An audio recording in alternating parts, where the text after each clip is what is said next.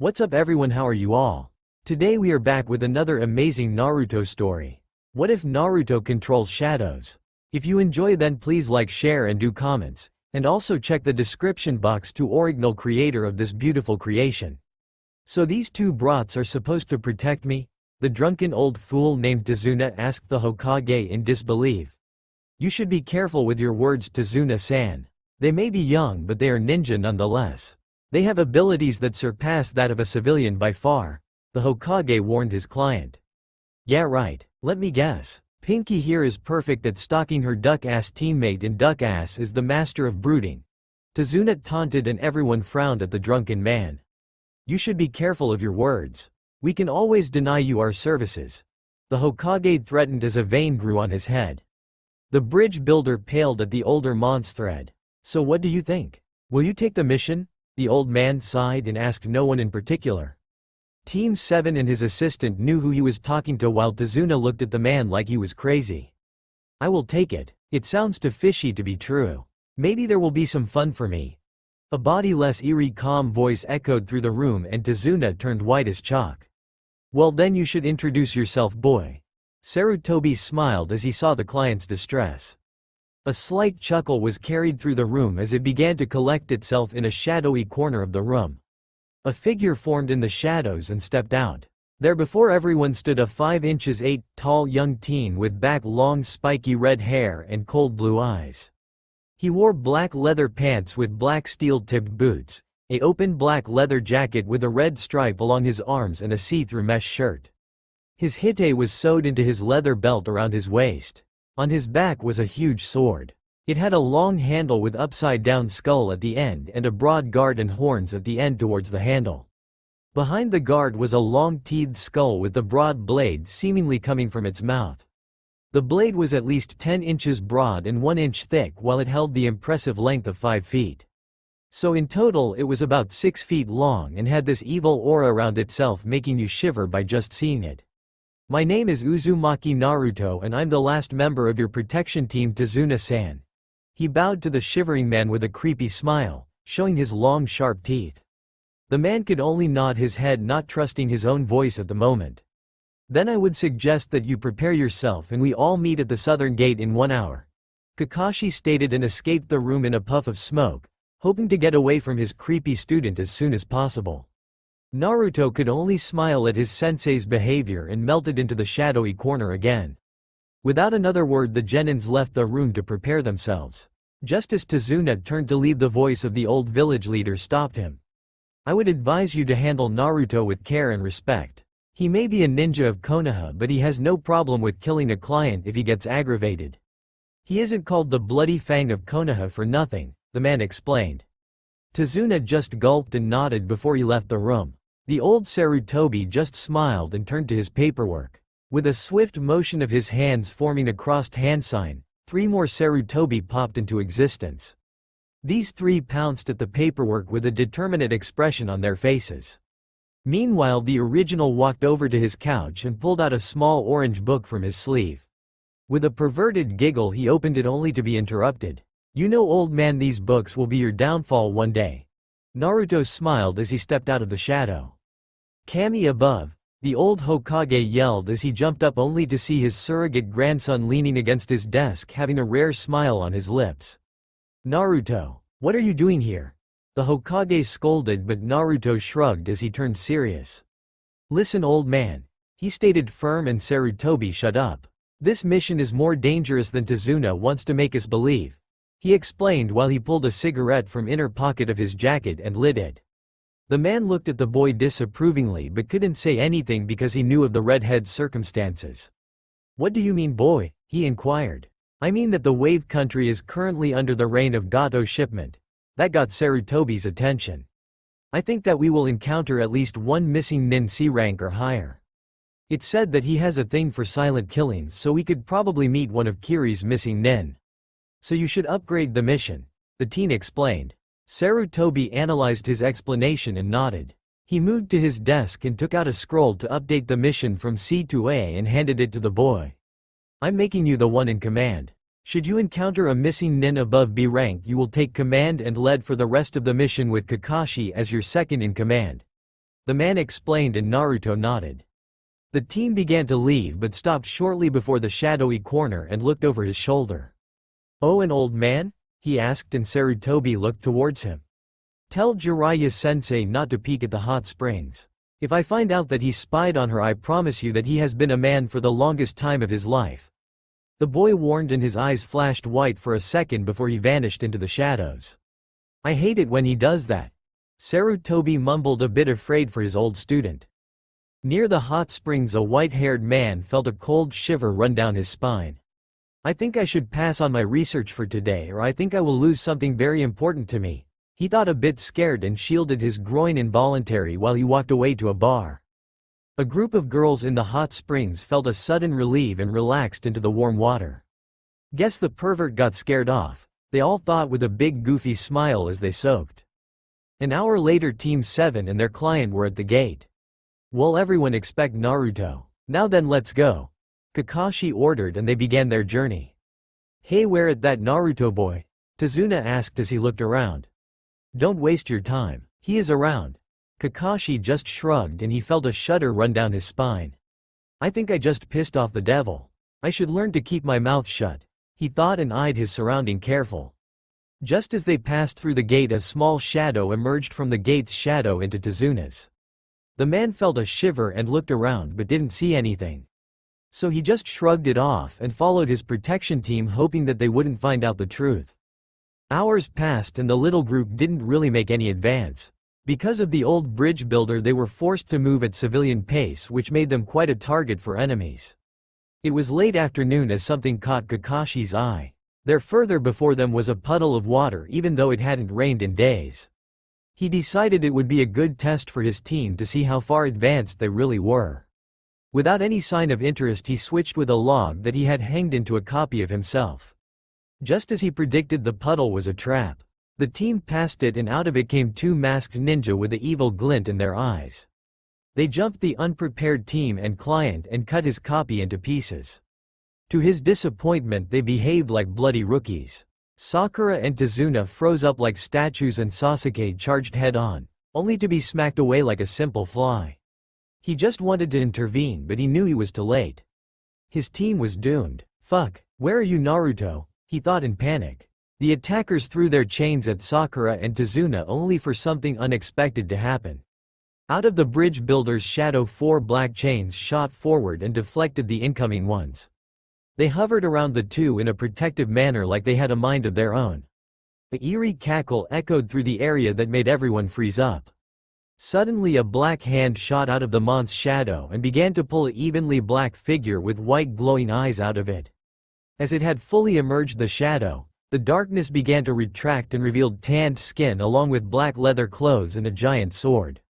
The figure laughed like a madman and he looked at the frightened enemies. Only now they seemed to notice that the chains from before were coming from his back like they were extensions of his body.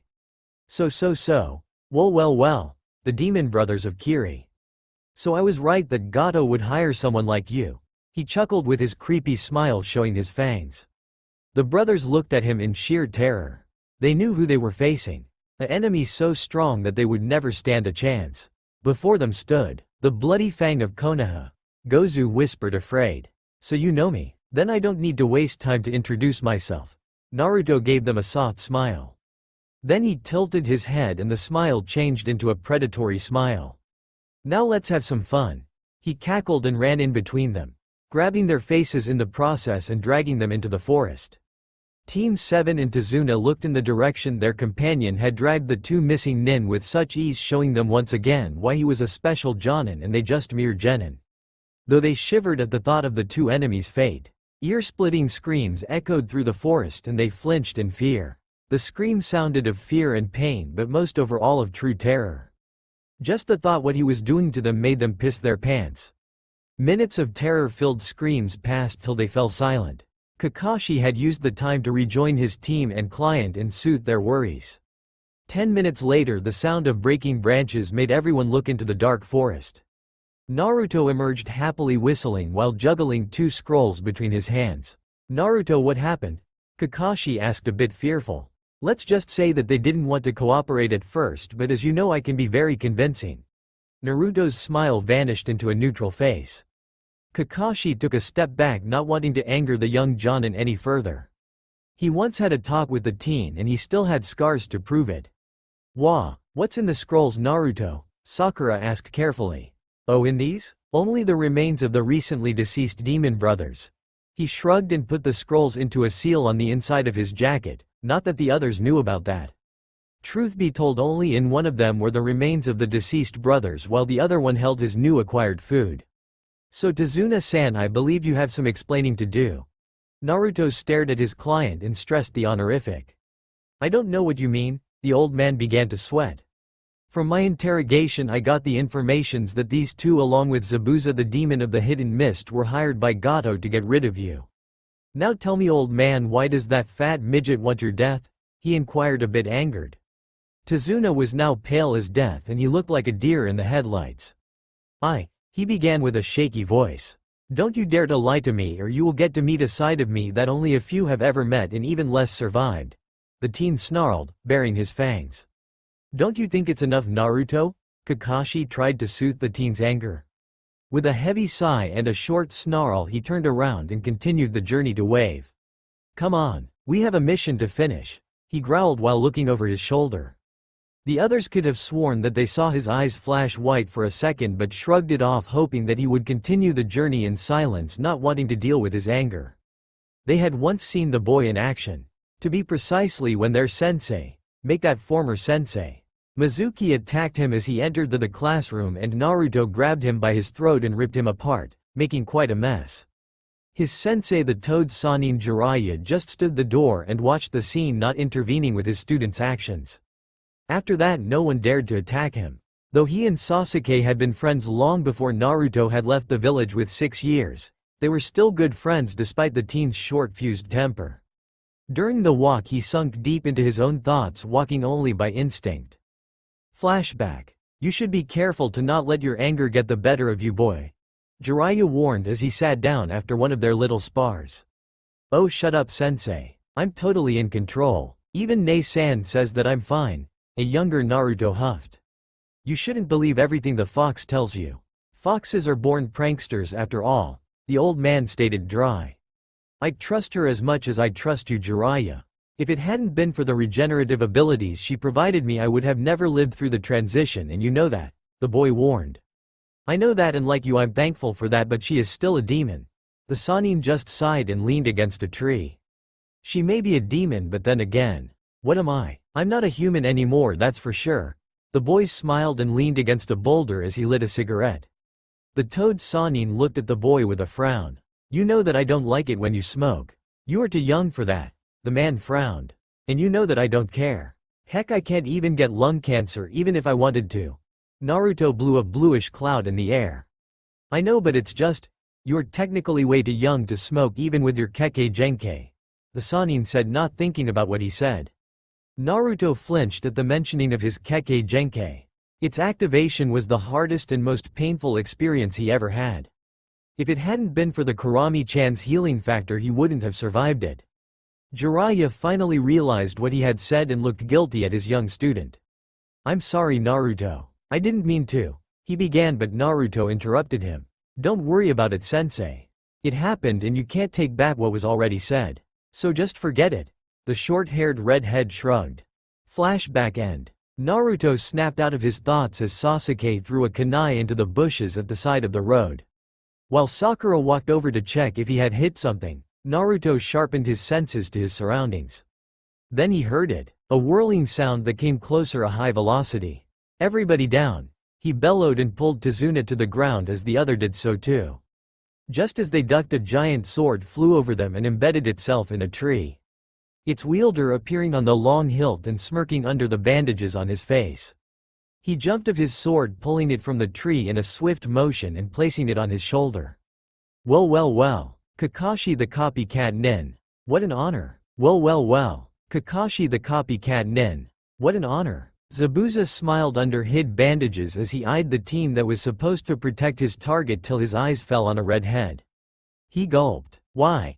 You. He stuttered and stepped back. Why is he so afraid of this boy? Tazuna thought, amazed. Well, hello, Zabuza. It's an honor to finally meet you. The redhead bowed mockingly. What are you doing here? He stuttered. I don't know what you mean. I'm a Jonin of Konoha after all and was ordered to accompany this mission. Naruto shrugged with a fanged grin. Zabuza tried to regain his composure. Naruto just sighed and passed the tall man a book which he caught. Page 189. The teen yawned and leaned against a tree. His eye twitched for a second before he smirked. Despite everyone watching, no one noticed him creating a shadow clone in the tree which left the group. Zabuza in the meantime had opened the book at said page and his eyes widened. Sasuke had also pulled out his bingo book and opened said page. The genins and clients' eyes also widened. Name: Naruto Uzumaki. Rank: S-rank Special Jonin. Alias: Bloody Fang of Konoha, the dark-blooded beast. Allied village: Konohagakure. Allies: Maid Terumi Godem Mizukage. Jiraiya the Toad Sennin. Tsunade of Slug Sennin. Yoshiyuki Kaneko Fire Daimyo. Skills: Ninjutsu, Anbu level. Don't engage in close combat. Ranged jutsu have a slight chance of success. Genjutsu, high Jonin level, horrific illusions. Can break every genjutsu cast on him. Taijutsu, Anbu level. Uses an unknown style called Black Fist. Don't engage in battle. Kenjutsu, low Anbu level. Uses the Wind Dragon style. Don't engang in battle unless the same level. Fuinjutsu, Seal Master, greater Seal Master than Jiraiya of the Sennin. Kills: Raiga of the Seven Swordmen of the Mist. Yagura Yondaime Mizukage. Deidara of Iwakagore. Sasori of the Red Sand. Danzo Shimura. Kabuto Yakushi. Obito Uchiha aka Tobi. Bounty: Iwa 100.000.000 Ryo. Engage with care. Auto 350.000.000 Ryo. Flee on sight. Everyone gawked at the teen who just yawned. Kakashi stared at him in disbelief. He killed Obito. But Obito is long dead, the one-eyed Jonin thought, confused. I know what you are thinking, Kakashi. Naruto sighed and broke the man out of his musing. Kakashi looked at him confused. Obito survived his accident and went crazy. It seems he saw you killing Rin and snapped. After that he planned to kill everyone. Naruto paused and sighed. He had to be stopped. The teen finished and turned to Zabuza. So what now, Zabuza? You still want to fight? He paused again as the memories of his clone came back to him. Because you associate doesn't seem to be so interested, he finished. I don't want to fight. I know when I'm outmatched, the man sighed. So you will simply retreat? Sakura asked, confused only to be at the receiving end of a death glare. You should thank him, girl. If it wasn't for your friend here I would have killed you all, Zabuza snarled. Calm down, Zabuza. There is no need for bad blood. Naruto soothed the mont's anger with his own little pun. Kakashi flinched at the teen's little pun because he knew exactly what he meant. You are right. No need for me to spill blood of some fresh genins. Zabuza sighed and rubbed the bridge of his nose. Tay missing Nin and Jonin noticed the sudden shudder that ran over the teen and got a bad feeling. You are right. Naruto trailed off with a dreamy look in his eyes. No one dared to go closer to him till he suddenly shook his head. You may want to have your former partners back, Zabuza. He sighed and pulled out a scroll. The missing Nin, he stared at the scroll before it dawned on him. Nah, you can have their bounty. I'm don't leech of others' work all too much, he answered calm. So come on now, Zabuza. We have much to talk about. Naruto looked eager all of a sudden and walked up to the man. Zabuza just eyed the boy wary till he walked past him and gestured him to follow him. You guys go on ahead to Tazuna's house. I will meet you there. Naruto called and the two nins left into the woods. Team 7 and their clients stared at the spot they vanished from in confusion. Just when did you get so strong, Naruto? Sasuke thought a bit sad that his friend had changed so much. Obito, what happened to you? Kakashi thought somber. Naruto is scary, Sakura thought with a shiver. This boy is terrifying. Tazuna gulped. Come on, let's move. How far is your house away, Tazuna-san? Kakashi decided to get the mission on the move. Just a few minutes from here. Tazuna snapped out of his thoughts. Well then let's go. Kakashi ordered and the group made their way to their client's house. All of them a bit wary of what Naruto was planning. Hours later, Team 7, Tazuna, his daughter Tsunami and her son Inari were sitting at the dining table eating dinner. A sudden knock on the door called their attention to it. Tazuna and his family were afraid. Could it be one of Gato's men? Did he find out about Tazuna going to Konoha for help? Kakashi nodded for Tsunami to open the door while he pulled out a kunai and prepared himself to attack. Careful and with trembling hands, she reached for the door and turned the handle. Slowly the door crept open and revealed a shadow before it. Just as Kakashi wanted to pounce on the figure, a eerie, calm voice spoke. "If I were you, Kakashi, I wouldn't even think of moving." The voice whispered from behind him.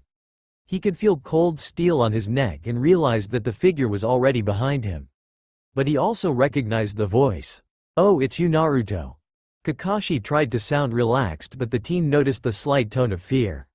"You are getting rusty, Kakashi," he stated and stepped back while he put his sword away. Tsunami eyed the newcomer with a mixture of fear and awe. "Say, Naruto, where is your giant sword?" Tazuna asked, careful. "I sealed it away. I decided to use my secondary swords. They are far better for fast combat." Naruto explained, calm as he turned to Tsunami. Everyone eyed the two weird short swords on his back. Their scabbards were crossed on his back and reached over his shoulders. They looked like short, broad swords with a bend-down handle. The handle itself was wrapped with dark red cloth. But what caught their attention were the weird cylindric things at the end of the blade. Think Squall's gunblade from Final Fantasy VIII. "I'm sorry for my late coming. I had to take care of a few things before I came here. My name is Uzumaki Naruto and I'm a member of the team to protect your father." "It's nice to meet you." The teen bowed with a calm smile. "My name is Tsunami. It's nice to meet you, Naruto-kun." She also bowed. "Would you like to join us for dinner?" she asked as the three walked back to the table. "That's a kind offer, but I had to decline. My body can't digest normal food anyway. I have my food with me and will eat later," he explained with a kind smile. "You can also eat your food with us. It's more comfy to eat with more people." Tsunami's smile never left her lips. "I don't think that you would like it if I was to unpack my food. It would ruin your appetite for sure." Naruto leaned back in his chair and watched everyone. His comrades just ate their food along with Tazuna, not really wanting to know what he meant by it, or in Kakashi's case knew what he meant and didn't want to think about it. Tsunami and Inari on the other hand were more curious. In a spark of confidence she tried to challenge him. "It can't be so bad if you eat it," she stated. Naruto thought about it for a moment before he pulled out a scroll. A scroll that was somehow very familiar to her. "Hey, isn't that the scroll he had after he interrogated the demon brothers?" she whispered to Sasuke, who looked at it and nodded. The young Jonin unrolled it and placed his hand on a sealing matrix. With a push of chakra, a plum of smoke appeared, and when the smoke vanished, it showed a small bottle made of metal. He opened the bottle and took a swig before he held it to Tsunami. "Take a smell and you will know why I didn't want to unpack it here," he stated firm, and she suddenly felt unsure. Yet she steeled herself and took the bottle to hold it beneath her nose. With a short sniff she began to take in the smell of the liquid inside of it. It smelled metallic. She knew that smell from somewhere. Where have I smelled that before? She tried to remember. Suddenly her mind froze. She remembered that smell. That horrible smell. A smell she hoped to never smell again. The smell of blood. Her eyes widened and she looked at Naruto. The bottle slipped from her hand and would have crashed on the table, sputtering its content, but Naruto caught it easily before he sat down again. "I warned you, Tsunami-san. You wouldn't like it." He shrugged and took another swig. Why?" she stuttered. "Why I'm drinking it?" He formed the question for her. She could only nod, not really trusting her voice. He just sighed and looked at Kakashi, who nodded and began to place silencing seals on the walls. When he was finished he took a seat again. "What I will reveal to you now is a S-rank secret. If you tell anyone about this you will be executed on the spot," Naruto stated, serious. Everyone paled but nodded. "The reason why I drink blood," everyone paled even more at that, "is because of my Kekkei Genkei. I am a vampire. To sustain my life and power I need to drink blood. Along with it I gain certain abilities. I gain the memories of everyone I drink blood from. It powers my special abilities like the one you have witnessed before, Tazuna-san." Naruto nodded to the old man, who stared at him questioning. "The power to travel inside shadows is one of my abilities. As long as I hide inside someone's shadow, this person can't be harmed because all damage will immediately transferred to me. I also have advanced senses along with enhanced strength and stamina. Naruto explained calm as his eyes turned white, leaving only his black slit pupils. This is a sign that I'm using some of my abilities, he explained, and his eyes returned to the blue color. There was silence in the room. No one dared to say something. Say Naruto. Sakura trailed off, not sure if she wanted to know. Yes, Sakura? He asked patiently. Did you ever? She trailed off once again. Kill someone for his or her blood? Yes. Did I ever kill a villager of Konoha? Yes, on weekly basis. Were they innocent? No, because I only feed on prisoners in the death row. Did I ever feel guilty about my doings? At first yes, but nowadays I have accepted it as a part of my whole being.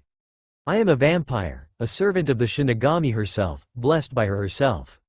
I am a monster who knows no equal. Though there are some side effects when I drain a human, Naruto finished. What side effects? Kakashi asked, not knowing of this. I gained some of the victim's personality when I drained them. That's why I was so short-tempered when we began the mission, and now thanks to the new blood my personality changed again, even if just a bit. He explained and stood up. He began to walk to the front door when he stopped. Oh, and boy, he called, making everyone look at Inari and then at him. You shouldn't spout nonsense like giving up is the only choice. Giving up never gets you anywhere because only those who are courageous enough to step forward can forge their own way in life. Now you should be brave for your family because they really need it, he stated, and left the house and its inhabitants to think about the just said. Sasuke lay in his bed and stared at the ceiling, thinking of what his old friend had told them hours ago.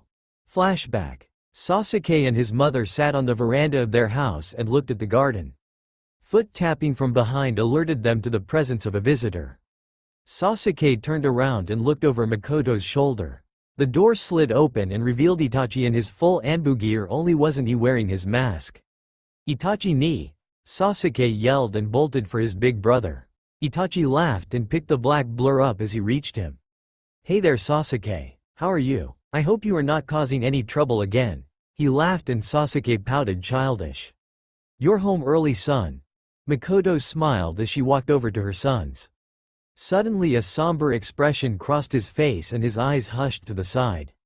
She followed his eyes and gasped. There beside him stood a young dirty child. Covered in dirty and bruises and clothed in bloody rags stood there a little boy, not older than Sasuke. Kami above, she gasped and covered her mouth with a hand. She tried to reach out to the boy only for him to flinch away. Looking like a cornered animal, he seemed to search for an escape route. Makoto flinched back, not wanting to believe how frightened this child was. Itachi ni, who is that? Sasuke asked from his brother's arms as he eyed the dirty child. That is Naruto. I'm one of his protectors, Itachi explained calm. Naruto? Makoto gasped again, not wanting to believe it. The son of her longtime friends looking like this. Ready to bolt on the next chance. What happened to him? She muttered as she crouched down before him. The villagers were after him again. Itachi sighed, not really wanting to talk about it. Come here, Naruto. I won't hurt you.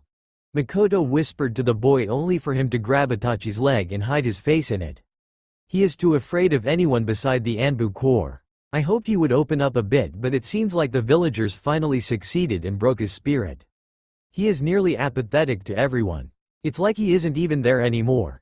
Itachi sighed and carefully patted the boy's head, not receiving a smile or any kind of reaction. Why are the villagers so mean to him? Sasuke asked, not really understanding what was going on. Because they are narrow-minded fools, little brother. They fear what they don't understand. Itachi explained calm, but the anger in his voice was evident. Careful not to surprise him too much, Makoto reached out to the boy and brought him into a careful hug. Just as her arms wrapped around him, he began to stiffen but didn't protest. His eyes darted around, hoping to finally find an escape route. The hug was warm to him, but he didn't care. The touch of another person was unfamiliar to him. This warmth was frightening to him. He only felt some kind of warmth when the villagers attacked him and his own blood ran over his skin. So his young mind had only one way to react. It shut down, awaiting the pain. But nothing happened. Come on, Naruto, let's get you cleaned up. Makoto whispered and picked him up. Want to come, you too? She asked her sons. I will come. I'm his protector after all, Itachi stated monotone. Sasuke stared at his brother, mother and the weird boy. So to not be left out, he hugged his brother. "I wanna come," he begged. "Okay, little brother, but please give Naruto his space. He is afraid of other people," Itachi whispered to his brother, who nodded. Three of them went to the bath while Makoto went to get towels for them. When she entered the bath, she gasped again. There sat a naked Naruto, still covered in dirt. But what caught her eye were the many scars that littered his little body. All kind of scars ran over his body, from small scratches over rigged cutting wounds to burn marks. There are even fresh wounds that were healing at a fast pace. She knew of the Kyuubi and its healing capabilities towards its host. Carefully she scooted to the boy and pressed a wet sponge against his bare back, making him flinch but still stay in place. The boy watched their mother clean the frightened boy. It pained Sasuke to see someone his age being treated like this. Why would they do something like that? He tried to understand. Don't think about it, Sasuke. You wouldn't understand it anyway. There are things you are better of not knowing, Itachi whispered as he noticed his little brother's confusion. Sasuke only nodded, believing his big brother and hoping that it was for the best. After the bath, they brought the boy to the family dinner, where many clan members looked at the boy with concern. Even the stoic Fugaku gulped as he saw how the poor child looked. He knew that the villagers were monsters and tried to use his influence and the Uchiha police to protect him, but they couldn't be everywhere at the same time. This boy was one of the reasons why he and the elders had planned a coup against the village and these monsters in the civil council that allowed and even supported the abuse of the Kyuubi vessel. Makoto threw her husband a look and shook her head, and he sighed. "I think we had to cancel our plans for the village," he stated, serious, gaining many gasps. "But Fugaku-sama," one man tried to protest, only to be shut up by his glare. "We have a higher priority right now." He paused and looked at the boy, who eyed everything with an apathetic look. "We need to protect this child from these monsters that live in this village till he is strong enough to protect himself. I hereby declare that from this day onward Uzumaki Naruto will be placed under the protection of the Uchiha clan." With that, Naruto's new life began. Over the next months he began to open up to the Uchihas, and after a year he even began to smile again. Flashback end. Sasuke sighed as he remembered how Naruto had stepped into his life only to leave 2 years later again when Jiraiya came and picked him up, saying that he was his godfather and would train him.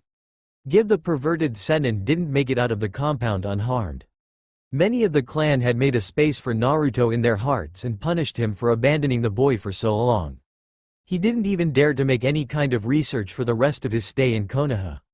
Not that Sasuke knew of that back then. With that, he turned around and fell asleep, hoping to finally find a way back to his friend with secret being revealed. After Naruto left Tazuna's house, he jumped into the trees and made his way to his target while talking to his Nei-chan. "Say, Nei-chan, was it right of me to tell them the truth?" he asked his tenant. "I think they deserved to know, Otuto. They work with you after all," Kunami said in his mind.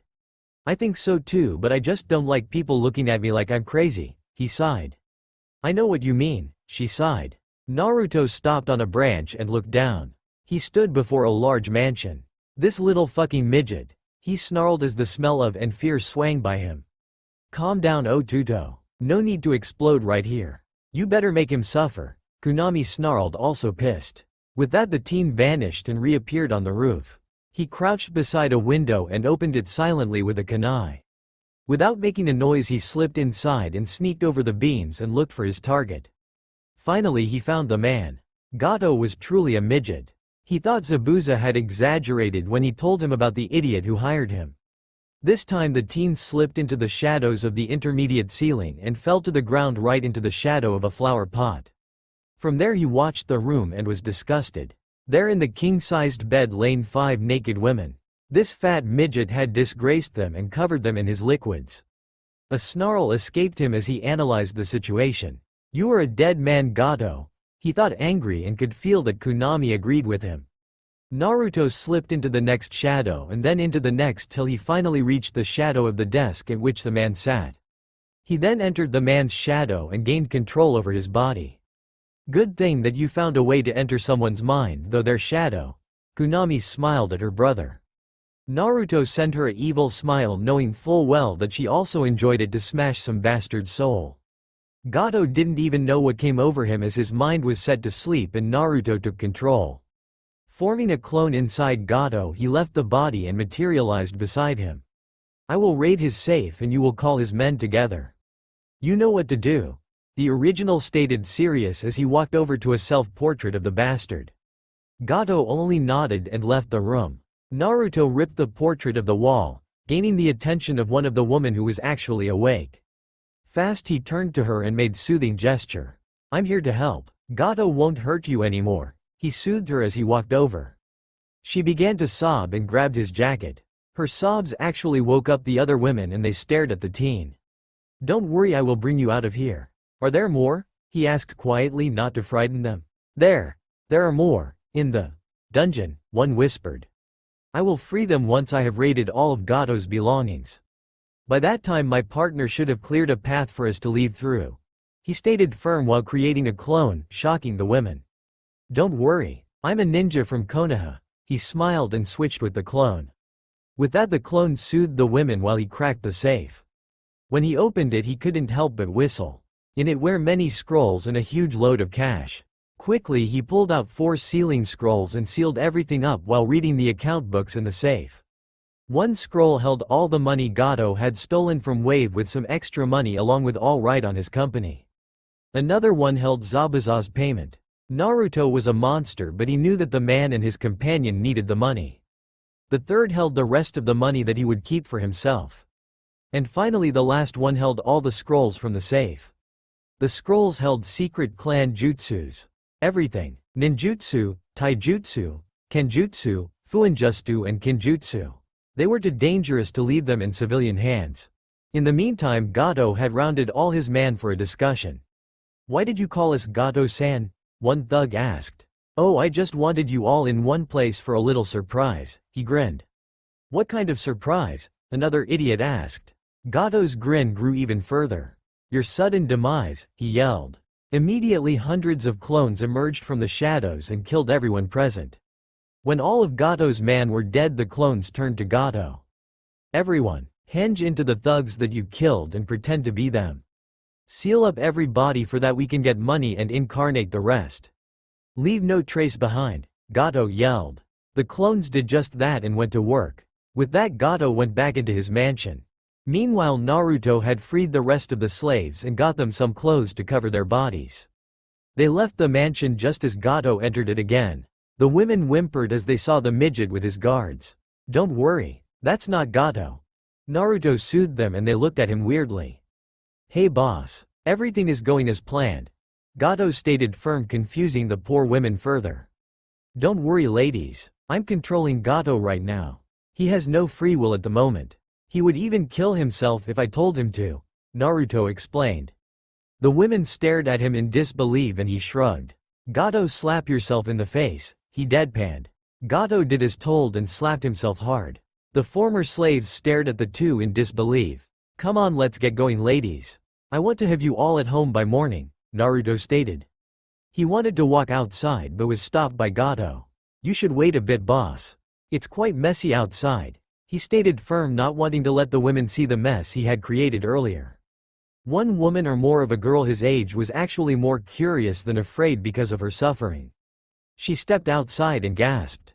There was a huge army of Naruto's incarnating Gato's thugs while others transformed into said thugs. What is going on here? She stuttered. It's part of a big plan. Let's just say that I want to make Gato suffer as much as possible. Naruto shrugged as he stepped beside her. The other women actually got curious and stepped outside only to gasp. Some of them even smiled at the sight of actual justice being served. Come on, let's go ladies. This is no place for you, the teen stated, and they left the mansion while Gato walked inside. Gato woke up at his desk feeling a bit woozy. He looked around and found the woman he had fucked earlier lying on the bed. With a smug grin he walked over to his safe and opened it. He eyed his whole treasure. All the things he had stolen or gained through blackmailing or ordering the murder of innocent people. Now he only had to get rid of that fucking bridge builder and then the whole Wave country would belong to him. He laughed hysterical and walked over to the bed, letting his hand sliding over the leg of one of his slaves. The woman shuddered under his touch but stayed asleep. He didn't notice the evil being hiding in his shadow or that everything he worshipped was just an illusion by the being. Gato had nothing left without even knowing it. Naruto walked up to a clearing in the woods, closely followed by the freed women. Kage Bunshin no Jutsu, he mumbled, and two clones appeared without any smoke. The women were once again surprised but didn't say anything. Wordless, the clones made their way into the clearing and placed each other at each side of the clearing. They began to make hand signs. Wood release. House growing jutsu. The two shouted and the wood shot from the ground between the two. The wood formed into a flat. The new formed object was a large flat in traditional Japanese style. With that, the clones vanished without a sound. Everyone stared at the newly created building. "Come on girls, let's get you inside," Naruto stated as he walked in. "Why are we here?" a girl asked. "I can't let you back in the village as of now. I have plans for Gato. Until then you are better of here. I don't know if he has any henchman outside the mansion," the teen explained calm and continued his walk. The women only nodded and followed the teen. Inside the flat they stared around amazed. The house was fully furnished. "This is amazing," one woman breathed. "It's a technique only 3 people can perform, me included," Naruto stated calm and walked over to the balcony on the backside of the house. There he created 5 shadow clones and they vanished into the forest. "These 5 will take care of you till everything is cleared out. They will tend to your needs while I proceed to free wave," the vampire teen explained calm. "So we should just live here while you go back and risk your life for us?" a girl asked, a bit angry. "I'm not risking my life. I'm too strong for that," he looked over his shoulder and smiled. "And besides, I'm a monster. There is no one so far that could kill me," he stated as his eyes turned white and he bared his long white fangs. The women flinched at his sight but didn't say anything. "Don't worry about your safety. Nothing will harm you while my clones are around." He paused as the memories of one clone returned to him. "And from the looks of it there seems to be a hot spring near here," he continued and smiled. "Okay, I have to go now. My team is waiting for me," he stated as 4 clones emerged from the forest with all kinds of stuff. They carried hunted animals, firewood and some kind of moss. With that, the teen vanished in the shadows, creeping the women out. "Don't worry about him. The boss isn't really a person for big company," a clone stated calm. "What do you mean?" a woman asked. "The boss has never opened up to someone except his sister. He was treated like a monster even before he actually became one," the clone explained as he began to spread the moss on the chairs as some kind of cushion. "What do you mean with monster?" the woman continued. "Are you familiar with the term Jinchuriki?" the clone with the firewood asked. All the women shook their heads except one. "You mean the container of the bijus, right?" she asked. The clones nodded sadly while the women stiffened at the mentioning of the biju. "The boss is a Jinchuriki and the villagers attacked him because of their blind anger. Hadn't it been for his biju he wouldn't have survived his first week alive because the villagers were constantly after his life. The first sight while he skinned the animals they caught." "Which one?" the woman asked calm but the fear was evident. "Would you please give us your name before we continue?" the 4th clone asked as he helped the first. "I'm Ayane Tagua. Now please answer my question," she stated firm. "The boss holds the Kyubi no Kitsune," the second answered. There was a death-like silence in the flat, only interrupted by the clones working. "Why are you telling us all that? If your boss is so antisocial, then why are you telling us all that? Shouldn't you be more like him?" a girl asked, breaking the silence. "You are right, we should be the same and we usually are, but the boss made us 4 different so we would be a better company for you all. It wouldn't be a good idea if we were as cold as him," the 3rd clone stated as he finished spreading the moss. "So come on now, let us all introduce ourselves so we can get along better," a woman stated and everyone nodded. Naruto fell out of a tree beside Tazuna's house, startling Team 7 and Tazuna, who were planning their upcoming training and guard duty. They turned to look at him. "Hey Naruto, where were you?" Kakashi asked lazy while reading his smut. "Oh, I was just sightseeing and getting some new food." The teen shrugged, not planning to tell the team about his plans. Everyone shuddered at the mentioning of food and didn't want to ask any further. "Okay, with Naruto being back we can start your training," Kakashi explained before he turned to Naruto, never letting his smut sink from before his eyes. "Naruto, could you guard Tazuna while I train my team?" he asked lazy. "Will do, but you shouldn't be so lazy, Kakashi. It can backfire one day," Naruto stated and gestured to Tazuna to go ahead. With that, the Konoha nins separated once again. Team 7 walked into the forest near the house and began the tree walking exercise.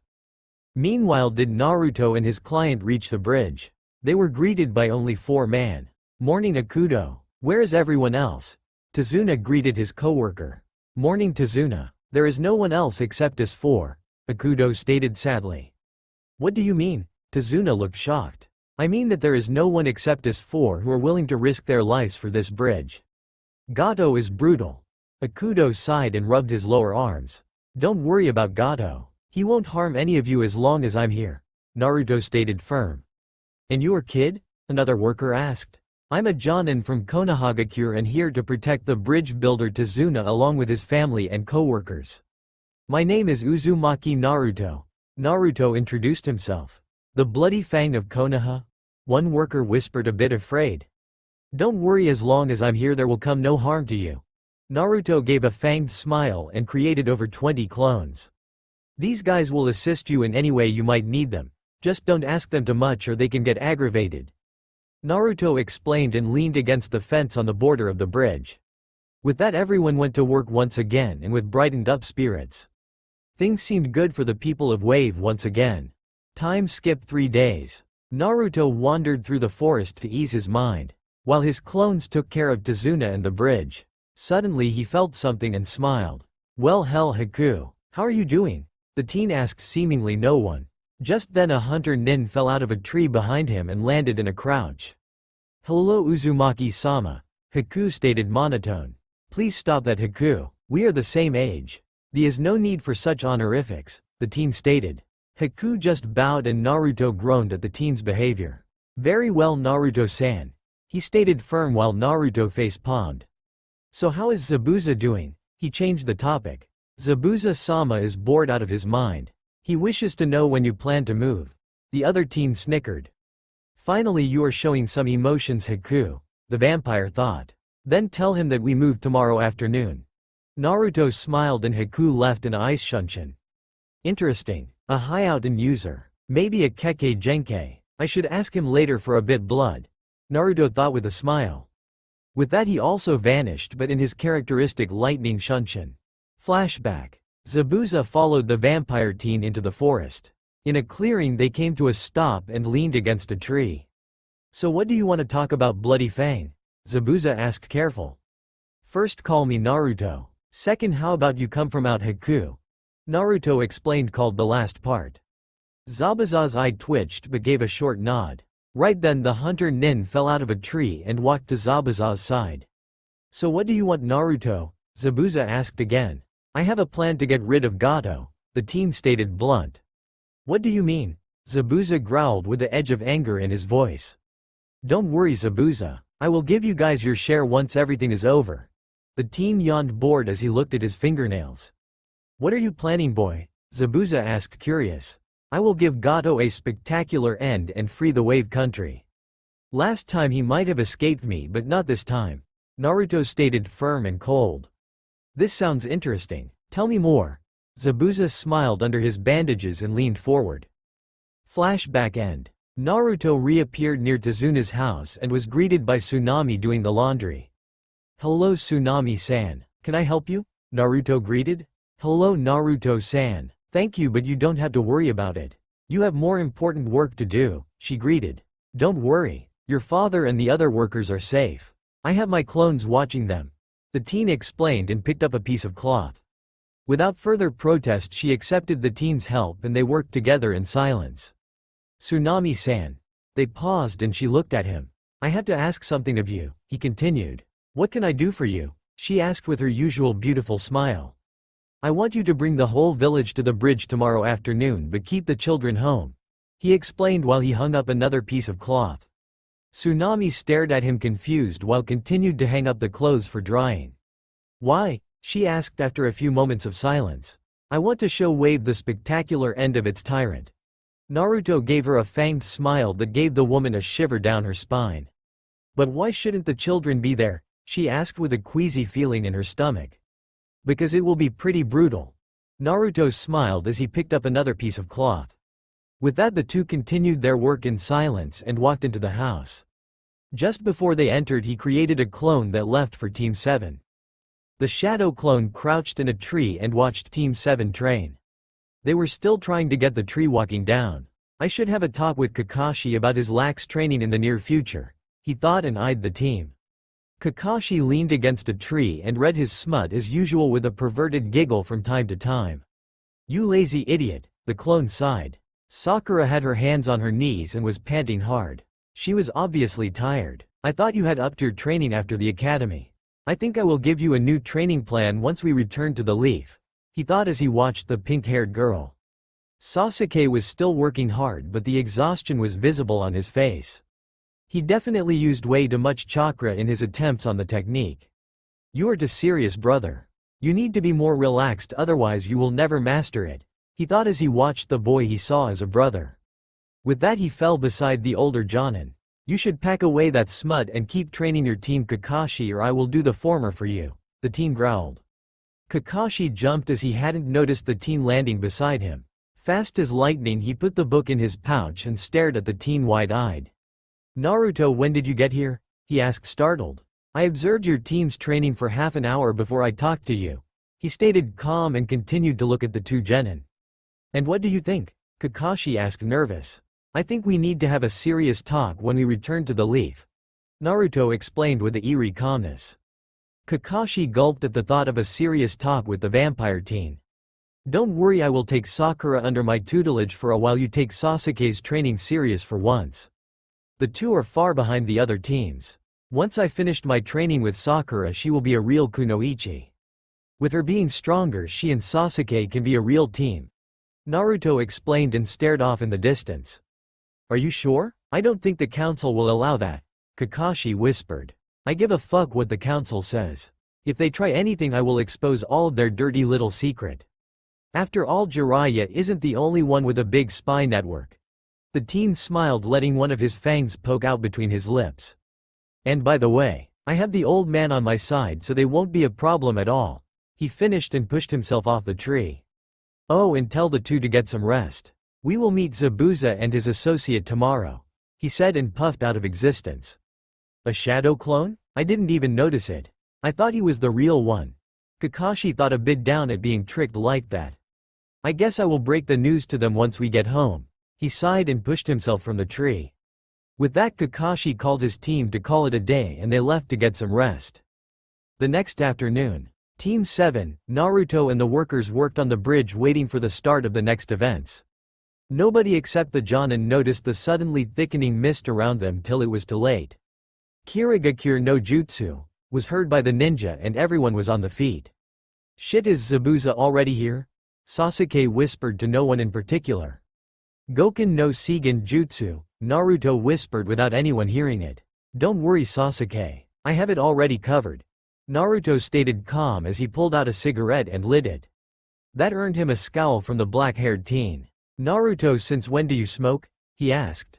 I started shortly after the Shinigami turned me into a vampire, he explained calm and took a deep breath. The kiddo is right, Naruto. You shouldn't smoke, came a eerie calm voice from before them. Everyone tensed while the teen just smiled. Well, hello Zabuza. I can smoke whatever I want. I can't get sick from it anyway, he shrugged as the two ninja became visible before him. Naruto, what's going on here? Sakura asked confused. Oh, we are planning a big celebration soon and now only the guest of honor is missing, he smiled evil. How long do we have to wait? Zabuza asked, feeling a bit uneasy at the teen's grin. He should be here in about 10 minutes. Naruto shrugged and sat down while he unpacked a small scroll. What's that? Zabuza asked curious. Naruto just smiled and unsealed a shogi board. Wanna play a game, Zabuza? He asked with a big smile. Everyone's sweat dropped at this but said nothing. Zabuza just shrugged and sat down before the teen and looked at the board. Everyone watched how the two ninja played their game of shogi and how easy the two seemed to take it. Minutes later, Zabuza groaned and leaned back staring at the mist-covered sky. You are way too good, boy, Zabuza sighed. I play shogi since I was 7. So I have some experience after all, Naruto shrugged. The sound of marching feet interrupted Zabuza's answer. I guess they're here. Naruto sighed and resealed the shogi board. He flicked the cigarette away and stood up, stretching his back. What kind of demon are you anyway? You can't even defeat some kids. A haughty voice taunted through the mist as it began to lift. Everyone stared confused in the direction of the voice. Don't worry. It's a genjutsu I casted when Zabuza casted his Kirigakure no Jutsu. Okay everyone, let's take a seat and enjoy the show. Naruto smiled and leaned against the fence. The whole village stood at the end of the bridge just as Gato and his army marched past them, not really acknowledging them. They watched a bit sad at how the ninja were fighting each other. Tsunami stared sadly, hoping that Naruto knew what he was doing. Gato stared at how beaten his hired ninja looked and laughed inwardly. Ha, I knew it was a good idea to not pay this idiot, he thought smugly. What kind of demon are you anyway? You can't even defeat some kids. He taunted and the beaten ninja looked at him. What do you want here, Gato? Zabuza growled. Ha, I knew it was good to never pay you, the midget laughed. You damn. Zabuza started but began to cop blood. Gato laughed hysterical while his man stayed silent but smirked. Suddenly the vision of the battle vanished and showed a complete new one. There sat the Konoha nins along with Zabuza, Haku and the bridge workers and looked at Gato amused. The fat midget stumbled backward with horror written at the new scene. What is going on here? He stuttered as he fell backwards. It's a genjutsu. One of his men smiled as he eyed the man in amusement. What do you mean? He demanded from his thug. It's a ninja technique to create illusions. Another thug shrugged with an eerie smile. Suddenly Gato noticed that his whole army stared at him with this eerie calm smile and it made him uneasy. What are you guys smiling at? He demanded as he stood up again. Oh, we are having so much fun. Sadly, it's over pretty soon. A third thug explained with a sad sigh. What? Gato demanded but was interrupted as his whole army was covered in smoke. Seconds later the smoke cleared and gasped a breathtaking view. There where his army stood before was now an army of the blonde boy that sat with the other nins. Gato whirled around and stared at said ninja. The Konoha nins and villagers were also confused while Zabuza just chuckled. Not bad boy. You switched the whole army with your clone. He smiled and stood up to stretch his back. Yay, I did that the first night we came here. Naruto smiled and lit another cigarette. Team 7 stared at him astonished. So that's where you went that day? Kakashi sighed. Of course. I raided the midget's mansion and freed the slaves before I casted a genjutsu over the whole building. Naruto shrugged and took a deep breath before he blew a cloud of blue smoke in the air. Gato meanwhile was fuming. If what the kid said was true, then everything he had gained was taken from him without even noticing it. What did you do with the real army? Naruto? Sakura asked, a bit afraid of the answer. Do you really have to ask Sakura? He blew out another cloud. She just shook her head and kept silent, turning a bit pale. Oh, you have so much talent. Why are you wasting it? Naruto thought sadly. Now Gato, let's end this. Naruto pushed himself off the fence and faced the man. Before Gato could answer, he found that he couldn't move. What is going on here? He thought, afraid. Everyone watched as a shadowy arms came from the midget's shadow and propped themselves on the floor. They heaved a equally shadow-covered body from the mon's shadow. The figure was definitely a human and had white eyes. When the upper body had emerged, it stopped being human. There was no lower body. The figure just stretched and rose behind Gato, laying its arms over the midget's. Well, Gato, how about I introduce you to one of my abilities? Naruto called casually. The figure stretched his neck till it went over the man's shoulder and faced him fully from the front. Think Orochimaru when he stretches himself. Gato felt like shitting himself but had no control over his body.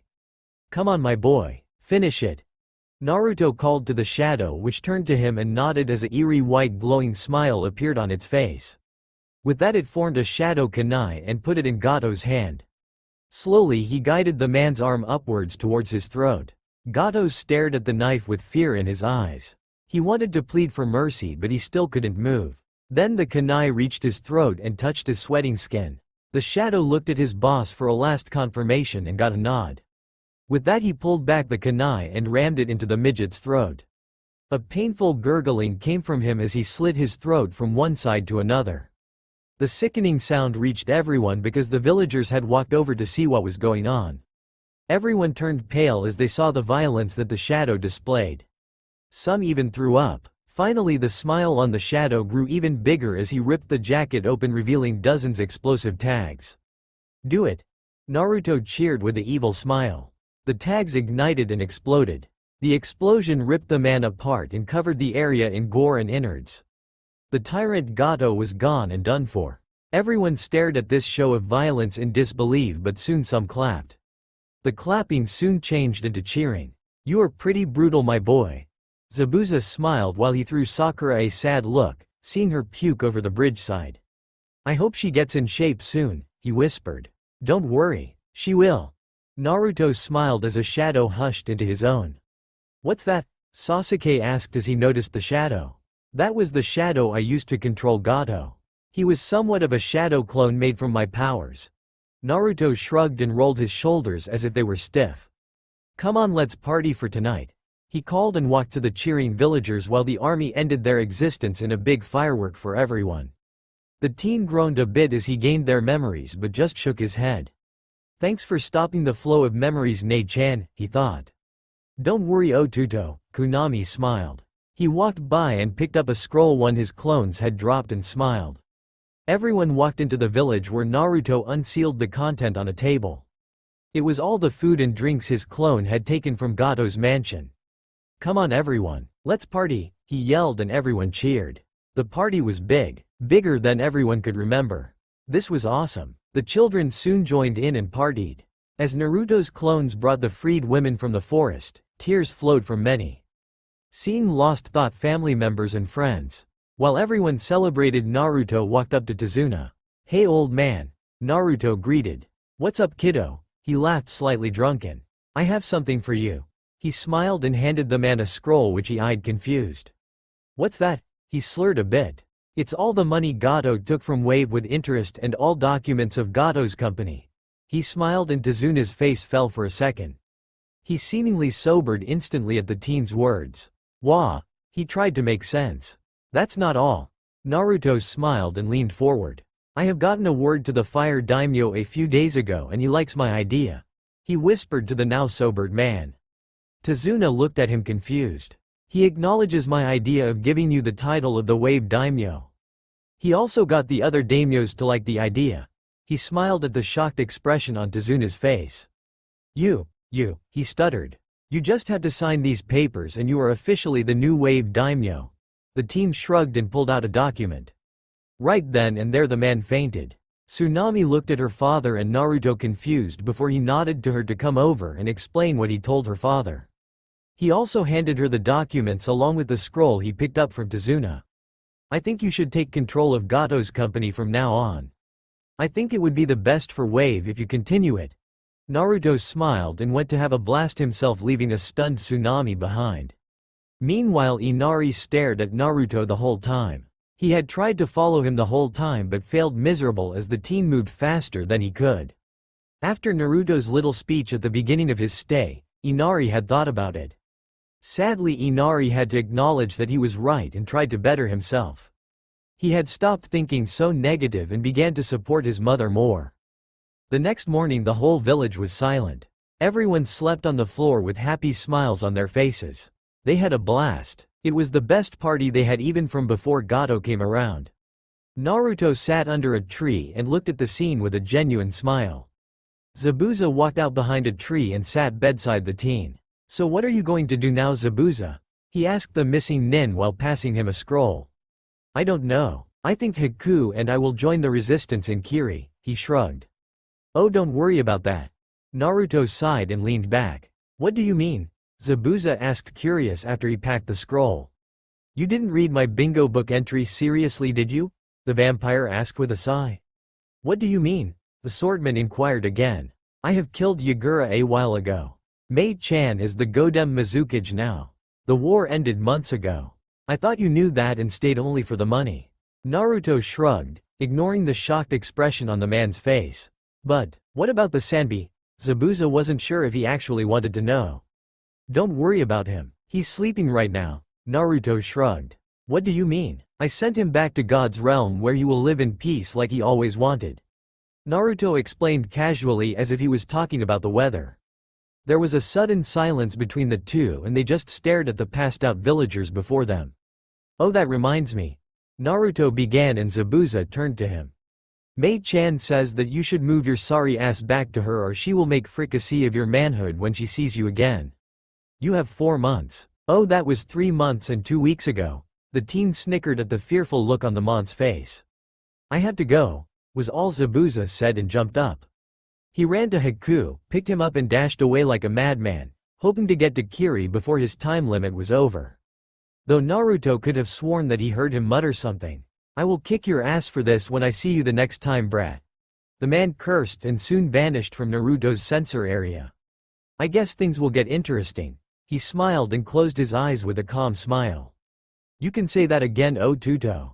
I just hope that you won't piss off someone stronger than you with your attitude. Kunami sighed at her surrogate brother's actions. Hey, I united the Revolution Army along with Mei-chan and ended the bloodline purge in 3 weeks and beat some sense in your brother before I send him home. Naruto tried to defend himself. I know, but I'm just worried about you, Otuto. Kunami sighed sad. Don't worry, Mei-chan. I won't go down so fast. He tried to cheer her up. I know. I'm still afraid that something could happen to you, Naruto. She sighed again and closed the connection. I will do everything to make you happy again, Mei-chan. Even if I have to make a 180 degrees turn. I don't want you to be sad. He thought sadly, not knowing that Kunami listened to him with a slight blush. I hope you can do it, Naruto, she thought with a small smile. Team 7 and Naruto stood before the Hokage and waited for the old man's sign to start their report. So how did it go? He suddenly asked, not looking up from his work. Pretty good, even with us running into the Demon Brothers and Zabuza. We also eliminated Gato, and thanks to the other daimyos, Wave has a new one of their own. Naruto shrugged casually, not really showing any respect to his leader. Everyone in the room stared at him like he was crazy. He has balls of steel to talk to the Hokage like this, Kakashi thought. You should really respect you elders, Naruto. Iruka thought as he rubbed the bridge of his nose. Naruto ni-san is awesome to be able to talk to the Hokage like this and go unpunished. Sasuke smiled at his brother in everything but blood. Sakura only stared empty-minded, not really knowing what to think of. Meanwhile, Sarutobi only chuckled. Okay then, I will upgrade the mission to a rank under supervision of Uzumaki Naruto. You are dismissed. He smiled and held up a copy of the scroll he had given the team before they had left. Thanks you, Hokage-sama, old man. Everyone bowed, but not without Naruto gaining a glare from the Chunin teacher. Before we leave, I have a request for you, Hokage-sama. Naruto stated, serious, making everyone look at him because he used his leader's honorific. What kind of request? Sarutobi narrowed his eyes, knowing that the boy would only speak like that when it was something important or uncommon. I ask of you to disband Team 7 temporarily because I want to take Haruno Sakura under my tutelage for 3 months to get her into shape. Right now she is just barely above a first-year academy student.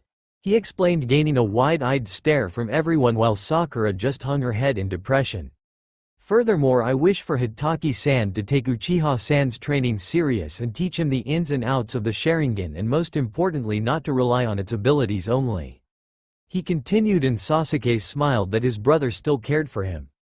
After 3 months of training, I wish for you to reinstate Team 7 just in time for the upcoming Chunin exam. Also, somewhen during that time I wish to leave the village with my student due to an important mission regarding my guardians. He finished with his arms crossed over his chest. Kakashi's and Sarutobi's eyes widened at the mentioning of his guardians. They knew of both and feared them. One was obviously the great Kyuubi itself, and the other was the one that took his family from him but gave him a new power in exchange. The Shinigami herself. Wah, what kind of mission? The Hokage tried not to stutter. Sakura and Sasuke looked at their leader confused, not knowing what could make him so afraid. I'm sorry, Hokage-sama, but I don't have the permission to talk about it freely, but if you wish you can ask my sister. Naruto smiled devilish at the mentioning of his sister, making them pale a bit. But Naruto, you don't have a sister, Sasuke stated firm. Not one running around, you are right. The young Jonin smiled. That confused the teens even more. Naruto on the other hand just looked at Sarutobi, who nodded in agreement, and he closed his eyes to let his sister take over. As he opened his eyes again, they lost their shining blue color and were replaced with glowing red eyes with slitted pupils. Well, hello again, Sarutobi. I see you are doing good. A powerful female voice came from Naruto's mouth. Hello Kurami-sama. The old man shuddered under her gaze. Oh, no need to be so uptight, little one. I mean no harm to anyone at the moment. You can call me Kurami-chan like my Tuto. She smiled as her eyes softened. I will call Naruto she as long as Kurami is in control. Very well then Kurami-chan, the old man coughed. So what is this mission Naruto spoke of? He found his composure again. Ah, the mission. She mused for a second. She wants us to find my clan for an important mission. I'm sorry but I can't say any more, she chuckled. So when will this mission start then? He asked. She will visit and tell us when everything is ready. Kurami smiled. Very well then. I grant Uzumaki Naruto and his temporary student Haruno Sakura traveling rights for 3 months.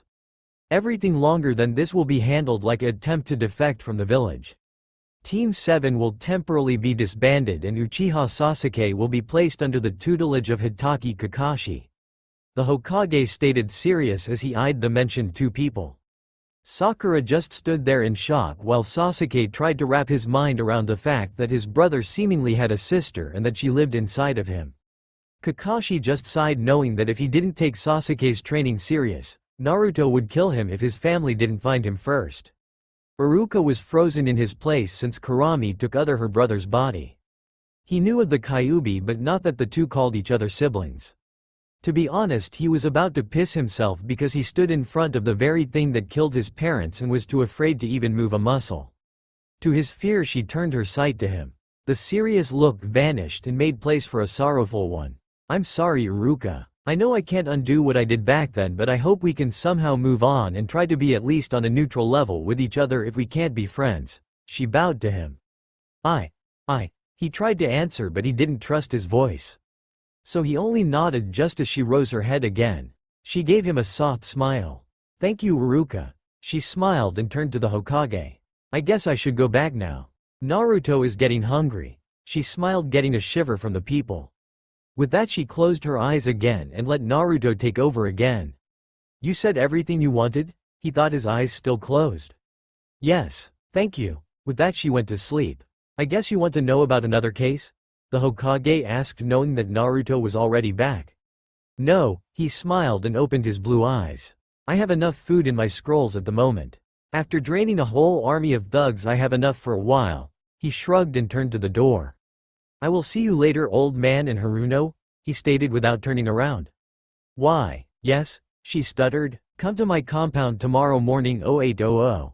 We will start your training at my private training ground. And pack enough clothes for 3 months because you will stay at my compound till you finished your training. No useless stuff, he explained and held a piece of paper towards her still looking at the door. She took it and saw an address on it. And don't be late, you can ask Kakashi what happens to slowpokes. He growled and looked over his shoulder with his eyes glowing white. Hi, she yelled and bowed deeply. With that the young Jonin left the office to make preparations for his new student. There was a heavy silence in the room. Everyone stared at the door and the still bowing Sakura. She finally straightened herself and looked at her now former sensei. Kakashi-sensei? What did Naruto mean? She asked unsure. Kakashi just shivered but lifted his shirt halfway up, showing a scar around his waist and a heavily scarred back. Sakura gulped while Sasuke eyed them curiously. I was once late to a meeting with him and he tied me up with ninja wire. Then he tied a wire rope around my waist and dragged me across the training ground and across the village in an inhuman speed for 4 hours. I was sent to the hospital for a month because of that, and as if that wasn't enough he also burned all my books so I had nothing to do but stare at the white walls the whole time. He explained and wailed at the end. The teens looked at him in shock and a bit of disgust because of his books. Sakura shivered at the thought of this happening to her so she made a promise to herself not to be late under any circumstances. Naruto walked through the town ignoring the glares some of the people sent him and made his way to his most favorite spot. The Firefly Cafe. It was just across from the store his friend worked at part-time. As usual he ordered a small coffee and took his seat. Without anyone noticing he slipped a sip of blood into his coffee and stirred it. His eyes wandered to the blonde girl hurrying through the flower store and taking care of the plants. Flashback. Naruto age 6. It was late and already dark outside. A blonde girl hurried through the streets to get home. She had the feeling that she was being followed. A shiver ran down her spine at that thought, so she hurried even more. Suddenly a pair of big hands grabbed her, covering her mouth, and dragged her in a dark alley. She struggled and tried to yell for help, but the hand over her mouth muffled any noise she could make. "You better stay quiet, cutie, or we will hurt you," a rough male voice whispered near her ear. The smell of alcohol and the fear froze her in shock. A few voices snickered around her and 3 men stepped into her sight. They were all tall and heavy-built and most obviously drunk. "Come on, what's taking you so long? Strip the bitch already," one snarled. Tears gathered in the girl's eyes and she tried to break free of her captor's grip, but to no avail. One of the thugs grabbed her top and ripped it apart. A muffled scream escaped her as her body was exposed to these low-lifes. "I'm first," a bald man slurred. He unzipped his pants and was let them fall to his ankles. "Mommy, Daddy, help," the poor girl wailed in her mind and pressed her eyes shut. The man bowed over her, preparing himself for his sick pleasure, as a sudden yell of pain came from him. The girl felt warm liquid drop on her and she shuddered even more. The men that were standing guard whirled around and stared at their now physical incapacitated leader. Behind him stood a red-haired kid with a weird sword. He had just cut off the thugs, making him whimper in pain and holding his now unusable groin. "You little piece of shit," one of them yelled and charged forward with a bottle in hand to attack the kid. With a slow sidestep, the kid evaded the attack and cut the mont's head off. Everyone stared at him in shock. Then the shock turned into anger. They all stormed towards the kid, hoping to kill him. Seconds later they were all slaughtered and only minced meat. He swung his sword to the side, cleaning it of these lowlifes' blood. Twirling it by the ring on the handle, he put it away in a fast move and turned to the nearly fully exposed girl. She had opened her eyes again as everything felt silent. She witnessed how he swung his sword to the side like a professional swordman, cleaning it of the blood. That made her look around, still afraid and nearly gagged at the sight of the dead men. Steps caught her attention and she turned to the sound. The boy was walking towards her with his eyes shadowed as he took off his coat. She shuddered again, thinking he wanted to attack her too, and tried to crawl away, only to be enveloped into a warm feeling. Her fearful eyes wandered upwards and met calm blue ones. The boy had wrapped her up in his coat. Before she could understand what was going on, he lifted her up bridal style and jumped towards a roof. She clawed herself onto him and closed her eyes. Not even a minute later the movement stopped, but she didn't dare to open her eyes. The blonde felt her savior's body shift a bit and a knocking sound was heard. Seconds later the door opened and a tall man emerged the door. "Ino!" he yelled as he saw his daughter in the boy's arms, whimpering with blood in her hair. A felt nanosecond later a woman stood in front of the boy and grabbed the girl from him and vanished into the house again. The boy just stood there with a dumbfounded expression on his face, only to be lifted up by his collar. He came face to face with a very angry father. "What did you do to my daughter?" he yelled at the top of his lungs, not being able to control his anger. "I did nothing to her, Yamanaka-san. I only saved her from being raped by some worthless thugs," the boy explained, calm, not even shocked by being yelled at. Yamanaka Inoichi stared at the boy dumbfounded till a new flame of hatred flickered in him. "Where are they?" he yelled. "Minced meat and meeting the Shinigami," he explained, emotionless, holding the mont's angry glare. Inoichi sighed and set the boy down. "Thank you for saving my daughter, Naruto-kun," he bowed to the boy. He or his wife never hated the boy for being a Jinchuriki. In fact, they were one of the few supporters he had in the village because of their relationship with his parents. Not that the boy knew this, but he accepted their help when it was given. "Don't think too much of it, Yamanaka-san. I only did what I thought was right. She is too pure to be defiled by such low lifes. With that I have to excuse myself because I'm leaving the village with my godfather tonight." He bowed and walked away, leaving a surprised man behind. "So that pervert has finally enough guts to come back here after 6 years?" Inoichi growled, but turned to more important matters, namely his daughter. Ino had recovered from her traumatic experience and had developed a big crush on her savior. From her parents she had learned that his name was Uzumaki Naruto. What depressed herself a bit was that she never got to thank him because he left the same night he saved her. Now 13 years old, she sat in the classroom of the academy ready to take the genin exam. Unlike many girls, she didn't ogle Sasuke, which made her a good person in the Uchiha's book. The two had become great friends after they found out that they both cherished Naruto. To Sasuke he was a brother and to her the love of her life. Sasuke even encouraged her to talk to him once he returned. Despite her crush on the redhead, she had a boyfriend at the moment. She hoped to get some experience in handling such a relationship, and her parents had encouraged to do so. Even if her dad was a bit childish when it came to such things. But today was something else going on beside the Genin exam. Naruto was coming back to the village from what Sasuke had told her. "Okay brats, let's start the written part of the exam," Mizuki yelled in a fake happy tone. Everyone glared at him, making his smile sink. Suddenly the door opened and a teen with black leather clothes, a Konoha hite knitted onto his belt and a badass huge sword stepped in. Ino's and Sasuke's eyes lit up as they saw him. The teen's red hair was unmistakable. "Naruto," they yelled with a big smile. He gave both of them a big smile before he stepped aside to evade a giant shuriken fly past him. Everyone stared at the scene and their eyes wandered to their sensei Mizuki. The man growled that the teen had evaded his attack and charged forward with two kunai in his hands. Naruto simply jumped over him and made a twist in the air to deliver a sideway kick to the Chunin's head. The power behind the kick was enough to make Mizuki fly into the wall, creating a huge crater in it as he met it head first. The man sunk to the ground, barely being able to hold on to consciousness.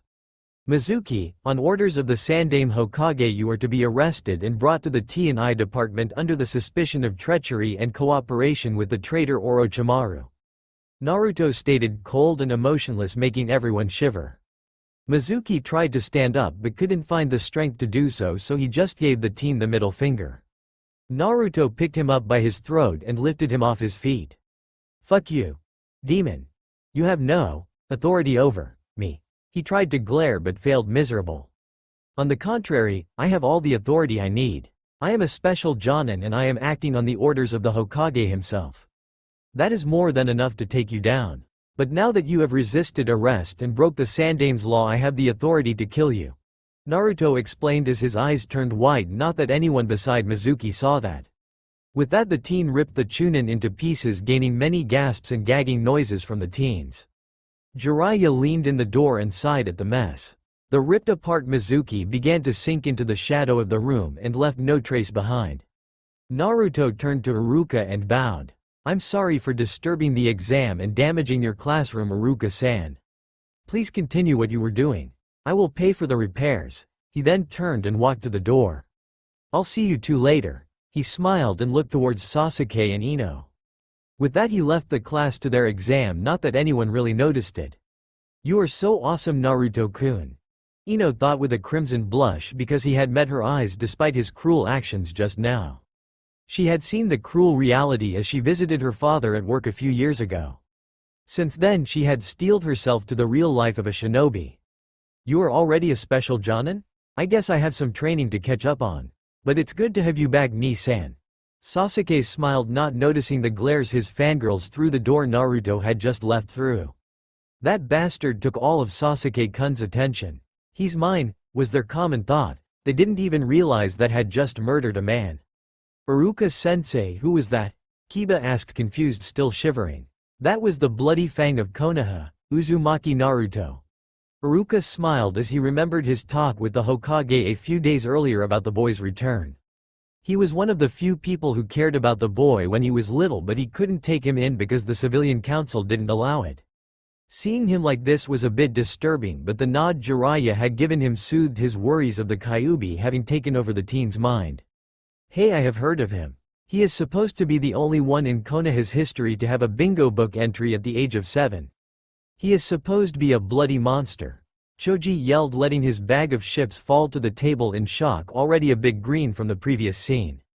"He is supposed to be a rank ninja if I remember correctly," Shino stated monotone, though if you would look closely you could see him shaking. Everyone fell silent. Nobody knew how to deal with this. If that was true, then they just now witnessed one of the greatest shinobi of their era do his work. Heck, the boy was their age and was already so famous. Ino giggled at their expression because she had kept a close eye on Naruto's career outside the village through gossip and his bingo book entry. Sasuke just smiled, but inwardly he was shocked. He hadn't known that his brother was so famous. He knew that Naruto had a bingo book entry, but he neglected to look at it because he wanted to hear all the awesome stories from him personally. Guess I will ask him about it later. He sighed and turned his attention to the task at hand. Okay kids, let's continue with the test. Haruka yelled, gaining many groans from his students because many were too distracted from the young Jonin's appearance that they forgot most of the stuff they had learned for the exam. Haruka only smiled as he saw their distress. He knew that Naruto's entrance had a subtitle. It was a test of its own to see if the upcoming Genins had it in them to concentrate even when something surprising like this happened. Though he was surprised that Mizuki was a traitor and how Naruto had dealt with him. He and his ko-sensei hadn't gotten along for a while now because Mizuki seemed more ferocious lately. The man had seen his fair share of death, so he wasn't really bothered by it. Flashback end. Hey Naruto. Someone called and he snapped out his thoughts. He looked up and saw his crush standing before him, her long blonde hair loose over her back. The big smile on her lips warmed his heart. Hey there Ino-chan. He waved and she took a seat beside him. Since when are you back? She asked, propping her head in her hands. A few hours ago. I just got out of a meeting with the Hokage. He sighed and took a sip from his coffee. So how did it go? She asked, eager to hear of his mission. It went smoothly. We had a run-in with the Demon Brothers and Zabuza, but the latter backed off because of my reputation. We even freed the Wave Country from a tyrant. He shrugged with a smile. You lucky bastard, she whined with a cute pout. Don't worry Ino-chan, I'm sure you will have your own awesome mission soon enough. He smiled and patted her head. Her smile brightened up and enjoyed the feeling, but she noticed something in her friend's behavior. What's wrong Naruto? She asked, worried. It's nothing. I just told the team about my Kekkei Genkei, he explained with a sigh. And how did they react? She asked, worried, getting a hold of his hand. I think they took it well, but I'm a bit worried. He sighed again and leaned back against his chair. Don't worry about it. I'm sure that everything will work out, she soothed her friend. Thank you Ino-chan. He smiled and gave her a small fanged smile. You should get some rest. You look like the living dead. She gave him a small chuckle which he returned because of her joke. Will do. Don't overwork yourself and greet your parents from me. He smiled and set a few ryo on the table. See you later Naruto. She waved and ran back to the flower shop. Naruto's eyes followed her retreating form. His eyes stopped on a flower pod that held an aloe plant and frowned as his thoughts went to Ino's current boyfriend. Shikamaru was a nice guy, but something seemed to be on him lately. The redhead had met him shortly after he had graduated, and despite his anger for being with his crush, he liked the guy quite a bit. He was smart and calm, maybe a bit too lazy for his taste. But lately he seemed to be distracted by something and left Ino to herself more and more. Maybe I'm seeing a bit too much into it. He shrugged and vanished in a lightning shunshin to get some rest at his compound. Hey mom, I'm going to stay with my new Jonin sensei till the beginning of the Chunin exam in 3 months. He is going to teach me a lot of new stuff. Sakura yelled as she ran upstairs and began to pack her stuff, always remembering her warning. What do you mean new Jonin sensei? Haruno called after her and followed her.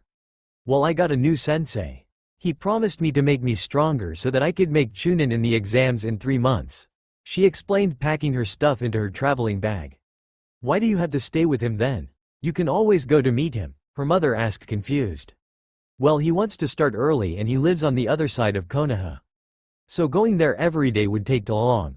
Plus we are leaving the town when during training to get some experience. Sakura explained with excitement. Oh, this new sensei sounds like someone really strong, Haruka teased. Well yes, he is the bloody fang of Konoha after all. The teen shrugged and mother froze up. She knew who hid behind the alias and she hated him with a passion. Why do you want to train with him? She hissed at her daughter. Sakura looked at her mother, confused. One moment she was happy and then she got angry. Does she have a problem with Naruto-san? She thought. Well, the Hokage ordered me to train under him. The bubblegum girl shrugged. Well then that sounds reasonable. Haruka hissed with venom, thinking on how to rip the Hokage a new one. Well mom, I need to prepare some stuff for tomorrow. Do you need anything else from me? She asked her fuming mother. No, that's all. With that she stomped outside. What the hell? Sakura muttered, looking after her. She then shrugged it off as her mother's usual overprotectiveness acting up again. Naruto sat in his garden meditating. his mind sorting through the training he had planned for Sakura. He knew she had potential, but how to acquire it? One of her 3 problems was that she's missing physical fitness. The second was that her chakra reserves were a joke, and finally third, she missed creativity. Well, I guess I should go and get some scrolls for her. The ones I have are insufficient at her level. He sighed and created 4 clones. Alpha, you go to Kurenai to get scrolls on basic genjutsu and some advanced scrolls. Beta, you go to the library and hospital to get books on anatomy and medical jutsu. Theta, you go Anko-chan and get a scroll on poisons. Gamma, you go through my library on genjutsu, medshul jutsu and poisons. Yes, boss. They shouted and vanished in a shunshin. Now then, I guess I should prepare the training gear for Sakura. He sighed, and with a puff of smoke her unsealed a scroll from the inner pouch of his hakama. He unrolled it and looked over the many different sealing matrix in it. He coated his right fingertips in chakra and began to touch different seals, activating them. 5 puffs of smoke later he rolled the scroll up again. First was a special set of training wrappings with strengthening seals so that they can withstand his training. Second were wrist and ankle bands with gravity seals. Third was a battle kimono specially created for ninja, made from chakra conductive material to harden it if needed. Fourth, a set of training weapons with gravity and strengthening seals. And fifth, a ink set so he can draw seals when needed. He eyed everything calm and collected before he sighed. Okay, this will be some serious training. Sakura will cry for mercy in the evening, he smirked. A static feeling ran over his skin. Wordlessly he created another clone who walked to the front door. Hello Sakura-san, he stated as he opened the door. Hello Naruto-san, she bowed to him. Come in, I will bring you to the boss. The clone stepped aside and let her in. Boss? She asked, confused as she came in. I'm only a shadow clone. Naruto is waiting for in the training field. We will leave your bag on the veranda, he stated and guided her to his boss. With a gesture he told her to drop her bag as they passed the veranda and walked out of the house and towards the training field. There she saw another Naruto balancing cross-legged on a bamboo shoot. Welcome Sakura-san, I must congratulate you on your timeliness. You are 15 minutes early, he smiled but his eyes stayed close. Thank you Naruto-san. She bowed but blushed at the sound of her rumbling stomach. Well, since you are early I guess there is still time to eat breakfast. He nodded towards his clone and he went to get something to eat. While we wait, let me explain this training to you. He gestured her to sit in front of him. Naruto lifted his right leg from over his left and let it hung loosely downward so that he only sat on the bamboo with one leg. Then he leaned to the right side and fell. With a twist of his body he kicked the bamboo shoot in the air and landed on his feet. As the shoot came down he caught it in his left and leaned it over his shoulder. Sakura gaped at his acrobatic skills, though they were nothing unusual in their business. With a flick of his wrist a cigarette appeared in his hand and he stuck it in his mouth. With a flick of his fingers he created a small flame atop his right index finger to light his cancer stick. Shaking his hand he extinguished the flame and took a deep breath. Now listen close. This training will be hell. I have training gear and clothes for you ready. We will start with applying resistance seals to your body, he explained. What kind of seals are that? She asked, confused, and tilted her head a bit. A resistance seal does just what its name says. It puts a set amount of resistance against each move you make. It would be like walking in water, he shrugged. And how do you apply these seals? She asked, confused. With ink on your bare back. He shrugged, taking out an ink can and a brush. She immediately blushed tomato red and her mind went into overdrive. But I don't, she stuttered. Don't worry Sakura-san, I don't plan on taking your innocence, he smirked at her sputtering. I only need your back bare so I can apply the seal between your shoulder blades. You can cover the rest of your body. Then after the ink is dry you will change into the training gear behind the curtain over there and we will start your training. He explained and pointed towards a tree where a curtain hung over a deep hanging branch. She only nodded and began to open her top. While doing that she turned around and let her top slide downwards and covered her chest with her arms. Well, I didn't meant now. Oh well, she can eat after she changed, he thought, surprised. So he set himself to work and began to apply one of his personal resistance seals. This one was stronger than the usual ones. A few minutes later he stopped and eyed the seal for any fails. To his surprise her blush was seemingly so hot that the ink dried instantly. He pressed his thumb against the ink and found it really dry. That's some serious skill. Maybe she has a high fire affinity like me, he thought. Now Sakura-san, please go change into the training outfit I have placed behind the curtain, and under no circumstances channel chakra into while dressing or you could hurt yourself. He ordered, and she hushed behind the curtain, not daring to look at him. A few minutes passed, and as she came back and sat in front of Naruto again, he handed her a plate with some rice balls and nodded. Eat up, you will need the energy, he explained, and she nodded thankfully. After she finished her breakfast, he placed the plate on a stone behind him and turned to her with a serious expression. Now let's get down to business. You have 3 weaknesses that make you currently unfit to be a shinobi, he stated serious, and she hung her head. The first problem is that you're missing physical fitness. The second is that your chakra reserves are a joke, the squirrel in the tree has more than you, and finally you're missing creativity on the job. His voice was soft, but his words stung like burning needles under skin. Now, don't let this get you down. I will bring you up to my standard. My training will be hard, but it will be worth it, he soothed her and stroked her head. She looked at him surprised but smiled. Now I want you to activate your resistance seal on level 1, he ordered her.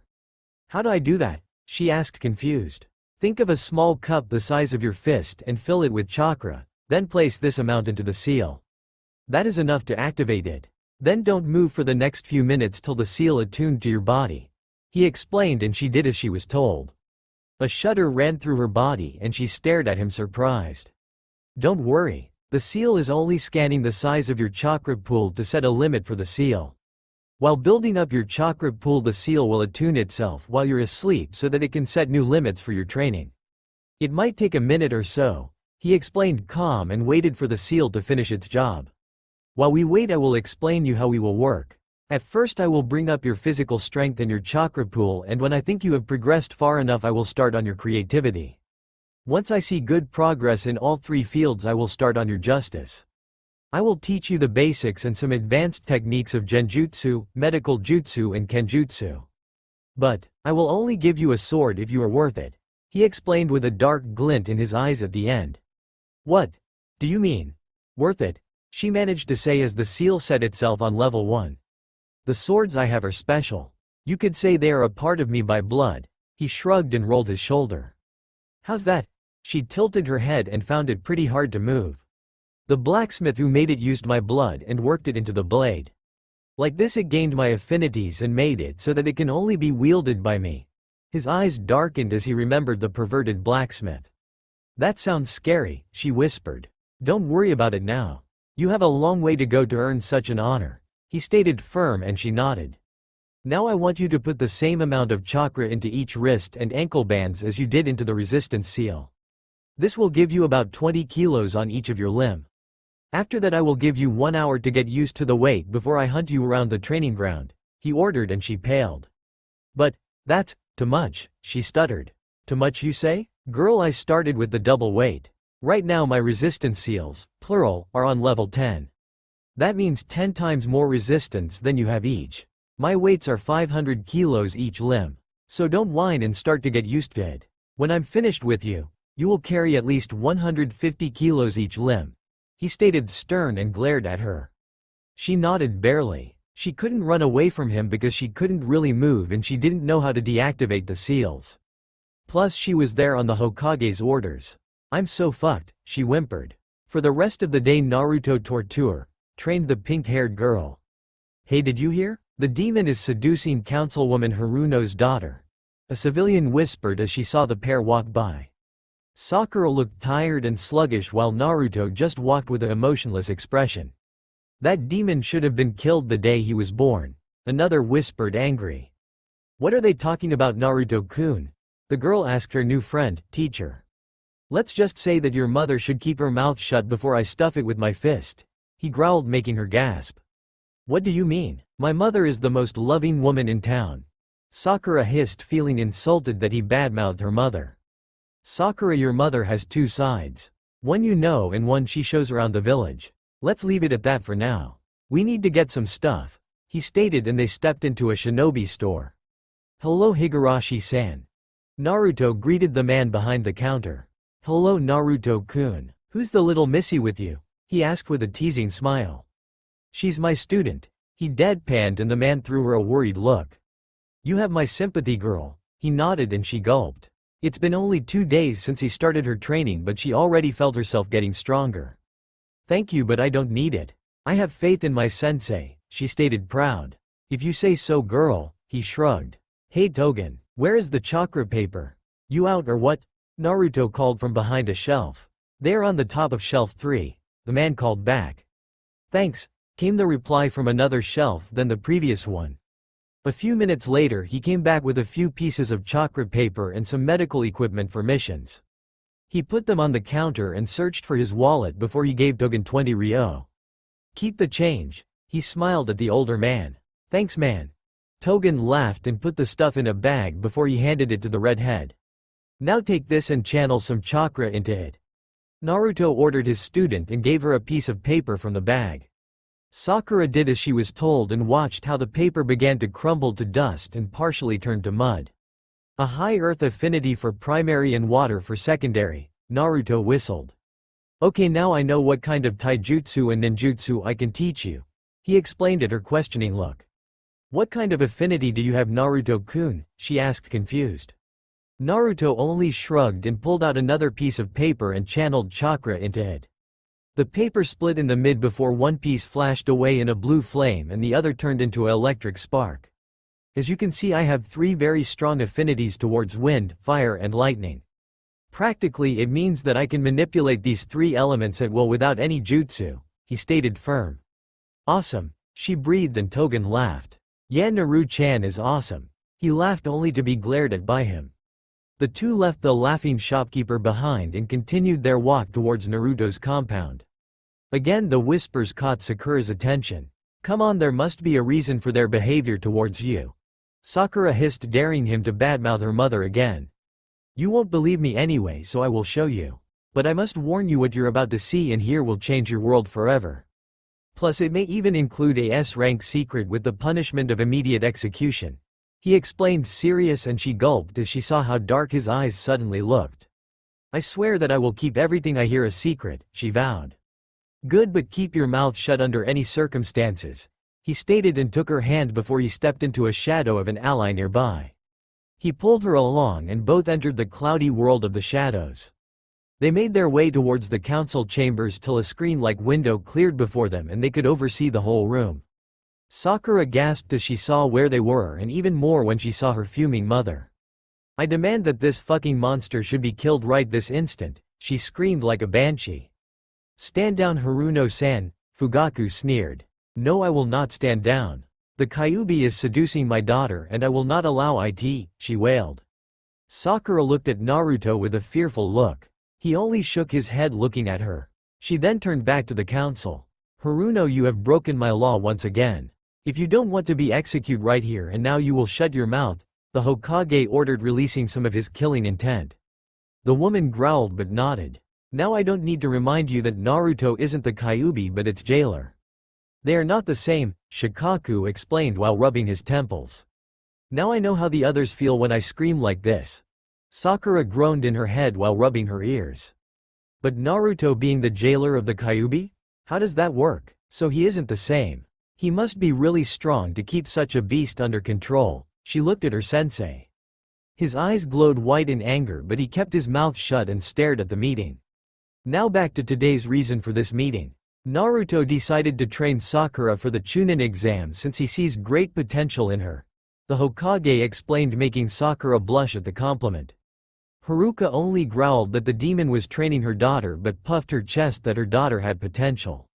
Not that anyone cared. Haruno-san must have great potential for Naruto-kun to want to train her. Fugaku explained, serious. Of course, she is my daughter after all. She wailed again with a proud smile. And yet you have no skill at all. You are worthless. You only gained the seat in the council due to your deceased husband. Hiyashi sneered at her, making her shut up and boil in silence. Now I will say it only once. Naruto will train Sakura till the Chunin exam and that's final. The Hokage growled, shutting all arguments up. Come on, let's go. Naruto whispered and the window closed again without anyone noticing their presence at all. So you hold the Kyuubi inside you?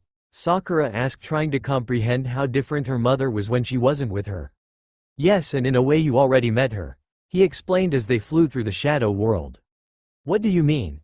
Oh, she asked before she remembered what happened in the Hokage's office 3 days ago. So that was her? She asked, a bit afraid.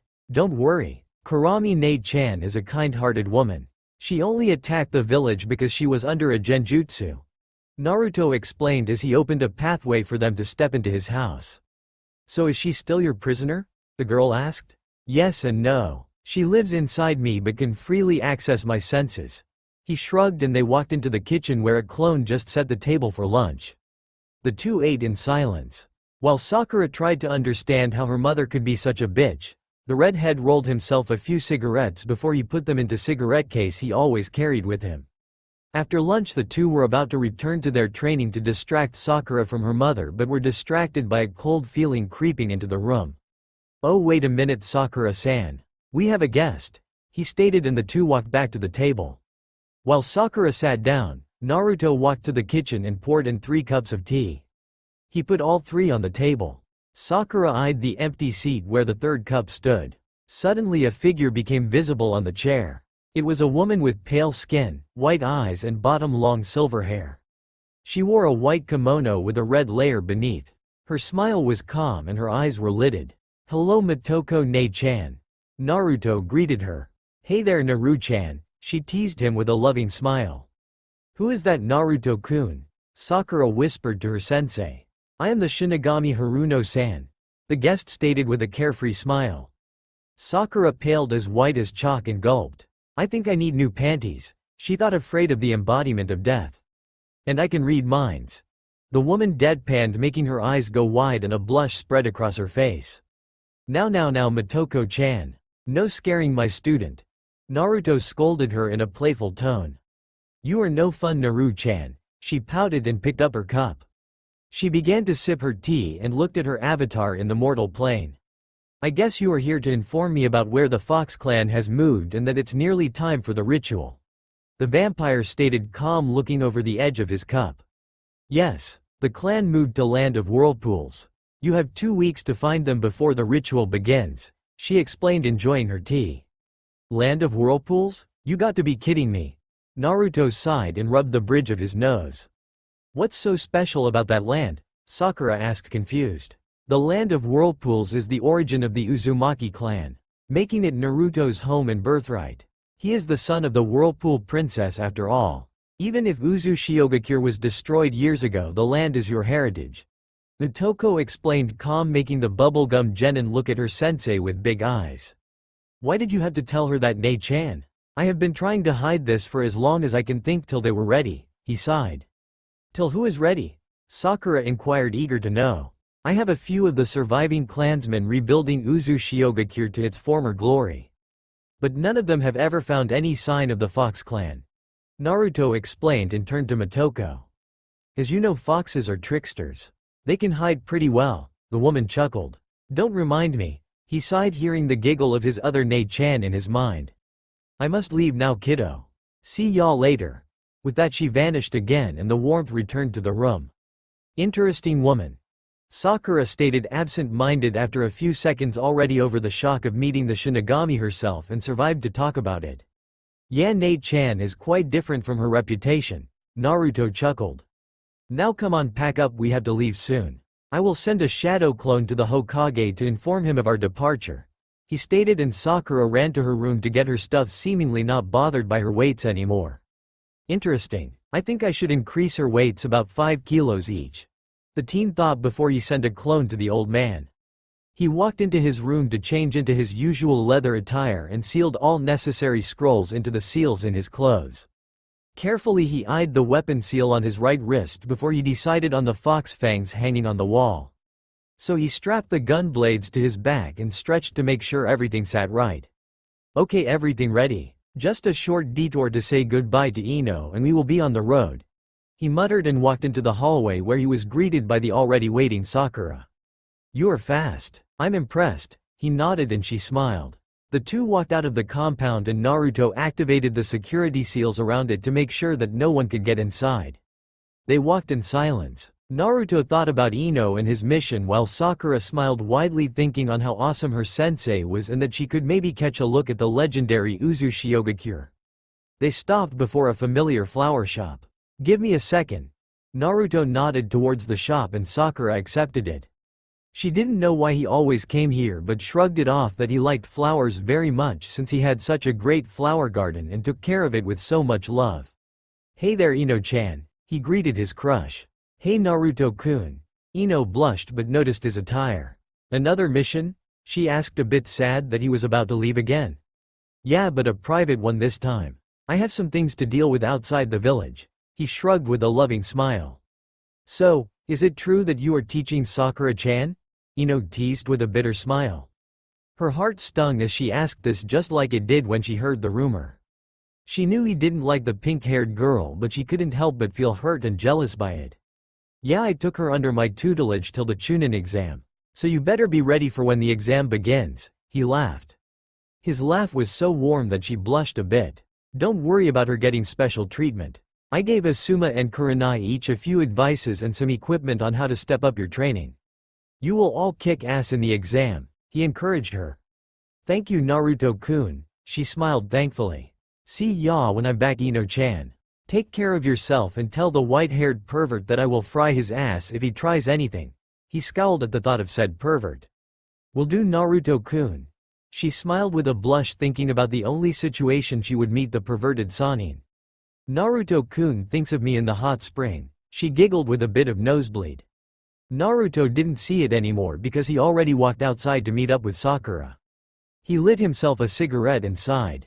"Everything all right, Naruto-kun?" his student asked. "Yeah, I just thought about the mission." He lied, not wanting to reveal that his thoughts wandered back to Ino's beautiful smile. "Come on, let's go." They began to walk to the village gate. "Oh, and rise your weights by 5 kilos on your wrists and 10 on your ankles," he ordered, making his student groan. "But sensei," she whined, only to receive a blank look. She only sighed and pumped more chakra into the seals, making them heavier. With a sigh, she followed her sensei out into the wide world.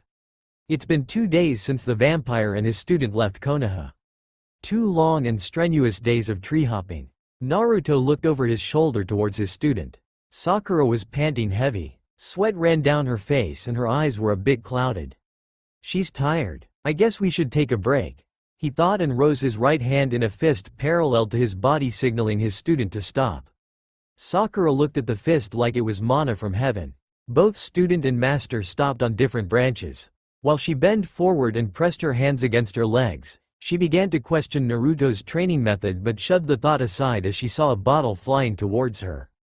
With a greedy motion, she captured it and downed half the bottle in one go. "You shouldn't drink so fast. You will just get a stomachache," her sensei stated dry as he took a sip from his silver hip flask. "What's in there, sensei?" she asked, curious. She had seen the flask a few times but never dared to ask what was inside. "I give you a gulp when we get to Uzu. Until then you have to be patient." He shrugged and put it back in his jacket. "Can you show me your swords then too?" she asked, eager to see her master's uncommon weapons. "The fox fangs? Sure, why not? I don't need you to cramp up in shock when I use them anyway," he stated, and extended his senses to find one of his spies in the area. A slight motion close to his head caught his student's attention. Naruto rose his right hand and out of the green leaves jumped a dull orange squirrel. It ran down his arm and stopped on his shoulder. It began to squeak into his ear, making him nod. The genin watched this confused. Can sensei actually understand a squirrel? She thought, confused, as Naruto handed a nut he got from seemingly nowhere to the animal before it ran away again.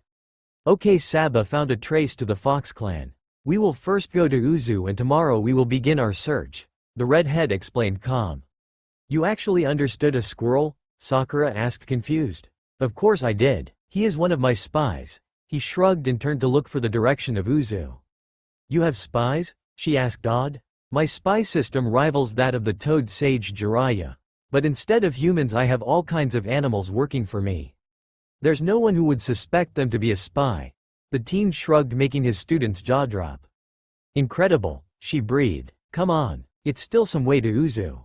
We will use Shadow Walk to get there faster. You are exhausted and I want to get there before tonight. You have done good so far, so I'm allowing you some rest."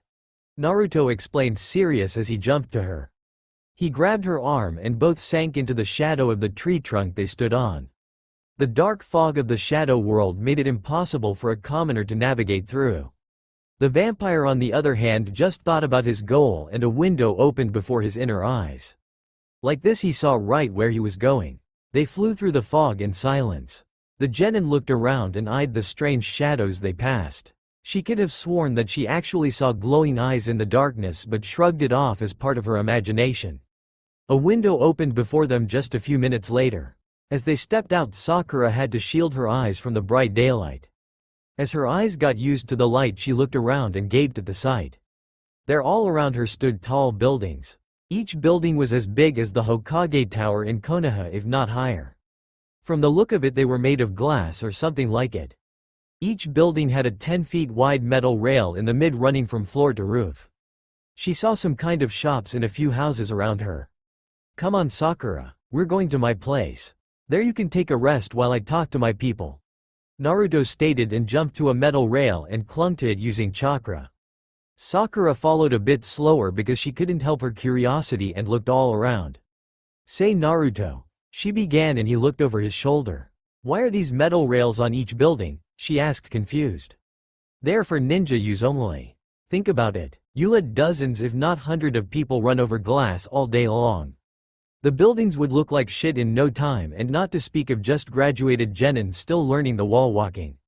You saw how hard it was for Sasuke with his high reserves. People could get injured by flying glass shards because of a miscalculated chakra usage," he explained, and looked back forward. They jumped over the edge of the roof and ran to the other side of the building. Without looking around, the vampire jumped towards the next building. Sakura stopped and hesitated a bit. The distance between the roofs was a bit longer than between branches they used to get here. "Come on, Sakura," he called from the other roof. "But I don't know if I can jump this far," she yelled, a bit afraid. "It's just like tree hopping. You just have to strengthen your leg and abdomen muscles with your chakra, but this time you have to collect a chakra cushion at the sole of your feet. The moment you jump, you have to push off the chakra cushion off towards the roof to accelerate your jump," the Uzu heir explained patiently. Sakura nodded fearfully and gulped. She took a few steps back before she did as she was told. The chakra in her legs and abdomen felt shaky for some reason. It was as if it was afraid. With another gulp, she charged towards the edge and jumped. The new feeling of freedom made her smile. The other edge with her sensei came closer and closer. She smiled till she realized something. She was losing altitude because her eye level was just at Naruto's mid-section, and she was at least 5 feet away from the other roof. "Kami, save me." She sent a quick prayer to heaven as she fell to her death. Strong arms wrapped around her and stopped her fall. Her body was pressed against something hot. She sighed, happy. "Are you okay, Sakura?" Her sensei's voice ripped her from her thoughts, making her eyes widen. She was wrapped in her sensei's arms and pressed against him. Not trusting her voice, she nodded. "Come on then, let's get going." He smiled for a second before he walked up the wall and sat her down on the roof. With a sigh, the vampire opened the chest pocket of his jacket and pulled a headset out of it. Not looking at his student, he pressed a button on it and put it in his right ear. After a short beep, a connection was established. "Naruto here. Connect me to Ta-chan," he stated, getting a confused look from his student. He only pointed at the device in his ear, and she nodded dumbly. "Na-chan?" a female voice asked through the connection. "Hey Ta-chan, how are you?" He laughed with a genuine smile to his student's surprise. Good, good. So why are you calling? Are you in town?" she asked, curious with a bit of hope in her voice. "Yeah, I'm just a few blocks away from the cage tower." He laughed at her giddy squeal. "But don't be surprised. I'm bringing my student with me," he explained, and she stopped flipping and got silent. "You got a student?" she asked, mocking. "Hey, I can be a good teacher." Naruto pouted, making the genin confused on who could make him react like that. "Sure," Ta-chan deadpanned. Okay, let's leave it at that. We will come over in a few minutes," he explained as he reached up for the headset. "See ya soon." She laughed, and the connection was terminated. "Who was that, sensei?" she asked with a tilted head. "You will see soon." He stretched his arms a bit. "Come on, I will carry you to the cage tower. I don't want my student to crash land after a 5-story deep fall," he explained, and crouched down before her. With a reluctant nod she climbed on his back and wrapped her arms around his neck. "You ready?" he asked. "Yes," she stuttered at the proximity. With that he stood up and rushed over the edge of the building towards the 12-story tall building with a red Chinese-styled roof a bit further into the heart of the city. Sakura looked in awe at the city under her and the construction sites everywhere. She even noticed some kind of platforms on all four sides of some buildings, shortening the distances between the buildings the closer they got to the cage tower. "So, this is Uzu Shiogakure?" she asked, not looking away from the city. "Yes. The people rebuild it quite well. Plus having thousands of super-powered shadow clones running around to help fastens things quite a bit." He shrugged, making her tighten her hold on him a bit. "That's amazing. And no one knows?" she asked, astonished. "Well, Jiraiya and Sarutobi know about it. Then there is Tsunade and you now obviously," he stated dry. Sakura only nodded and kept watching the city. "Okay, hold on tight," Naruto ordered as he prepared a power jump up to the balcony around the top level of the cage tower. Sakura only nodded and held onto him for her dear life. The vampire teen saw this as a sign of her readiness and jumped. They turned into a blur as they shot upwards and past the handrail of the balcony. With a short shifting of his weight he twisted forward and landed in a crouch. Sakura had her eyes shut tight and clung to him for dear life, not noticing that they stopped moving. "We're there, Sakura. You can let go now," the Jonin deadpanned. Her eyes opened and jumped off his back with a deep red blush. After straightening her outfit she looked at her sensei. He gestured her to follow him and they walked into the top floor. As they passed people, Sakura noticed them bowing to him or greeting him with high respect. With a nod towards a man behind a desk they entered the Azukage's office. There behind an enormous desk sat a red-haired teen already waiting for them. "Well, took you long enough, Na-chan?" she teased him. "Sorry, I crossed path with a black cat on my way here and had to go all around Uzu to avoid it," he deadpanned, making Sakura sweat dropped at his Kakashi-like excuse.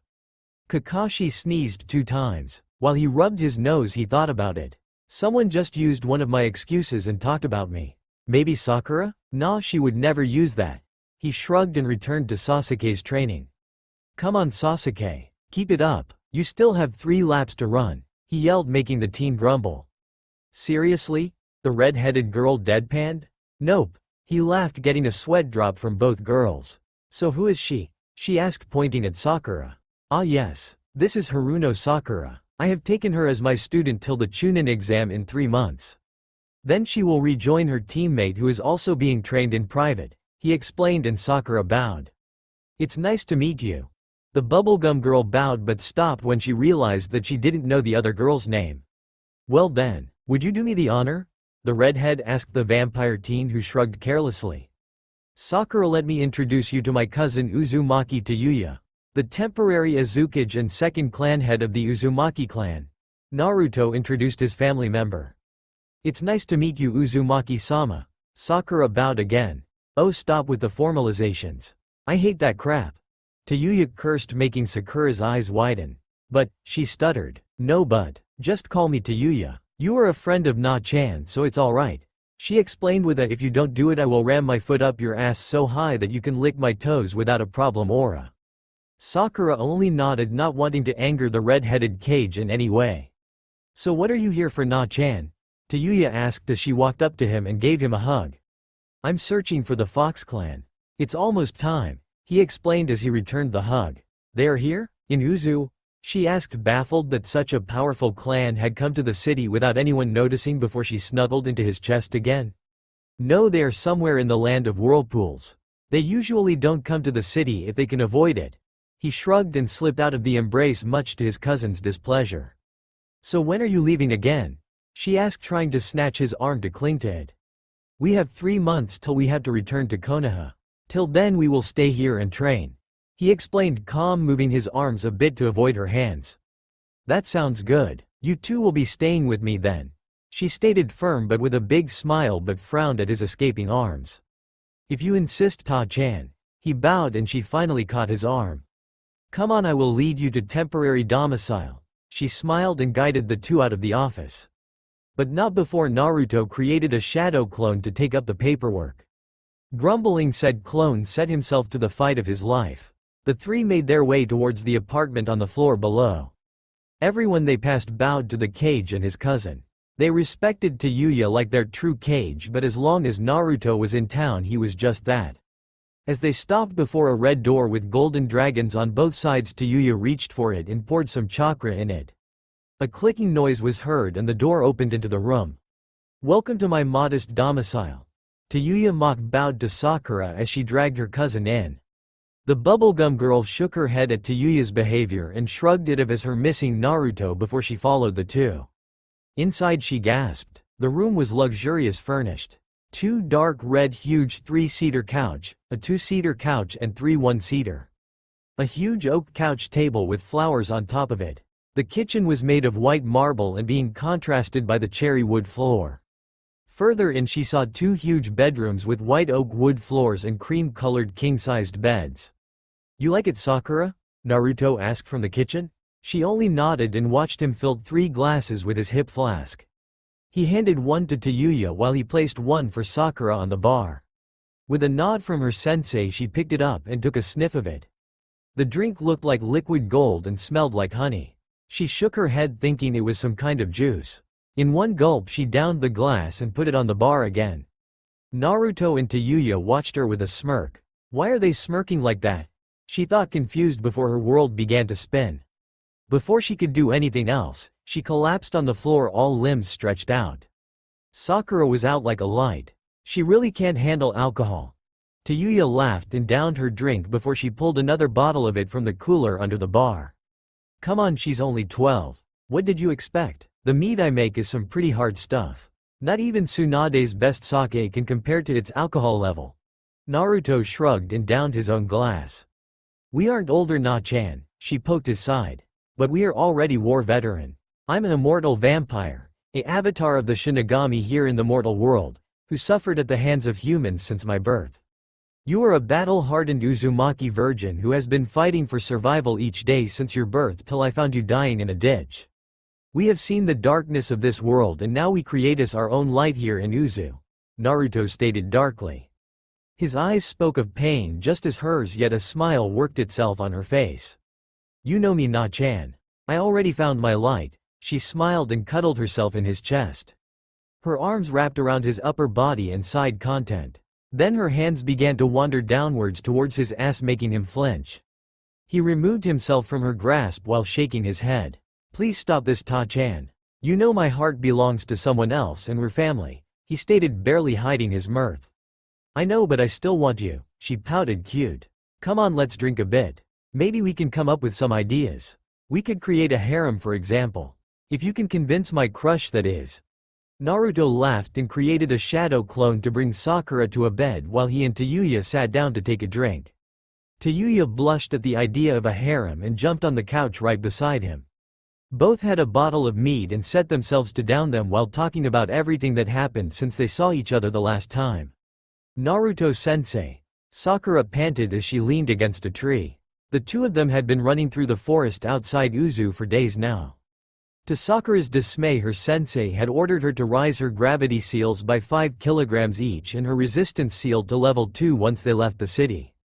And despite her new weights, he didn't wait around. She didn't know what they were searching, but she knew it was important if Naruto's uneasiness was any indication. "Yes, Sakura?" he asked, calm as he reappeared behind her, making her jump slightly. He always did this, and no matter what she did, she couldn't help but feel freaked out. "Can we take a break?" the girl panted heavy. "Sure, we reached our checkpoint anyway," the vampire sighed. "After your break we will start your medicine training, but in the meantime think of an efficient genjutsu." The man sighed and fell out of the tree. Sakura fell down beside him and leaned against the tree. Her legs shook like a leaf, but she stayed strong and slowly sat down. "Here, take a bite." Naruto threw her a bag she caught with a smile. "Thanks, sensei. But what do you mean with thinking of a genjutsu?" she asked, confused as she opened the bag and pulled a piece of dried meat and a bottle of tea out. "I want you to think of a new jutsu. A vision you want to show someone. Like I did with Gato. Just use your imagination," he stated as he stared into the woods.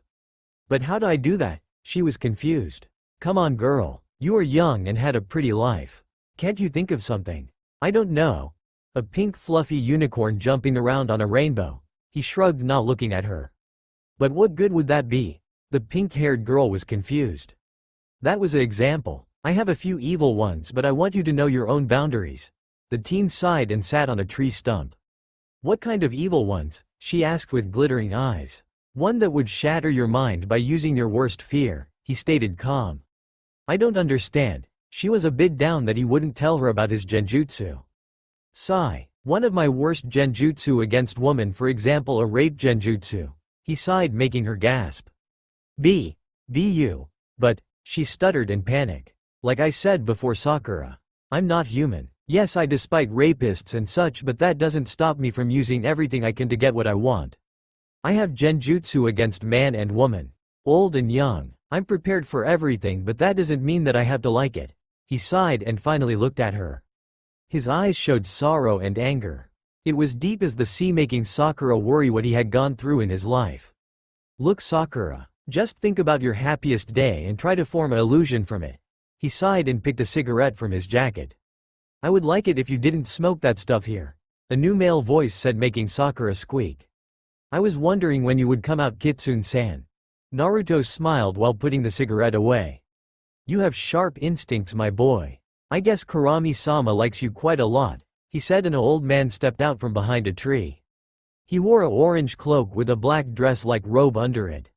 His white beard was laced with silver charms. You could say that. Kurami-ne-chan has been there for me since day one. She protected me from death despite my plea. Without her I would be an emotional cripple.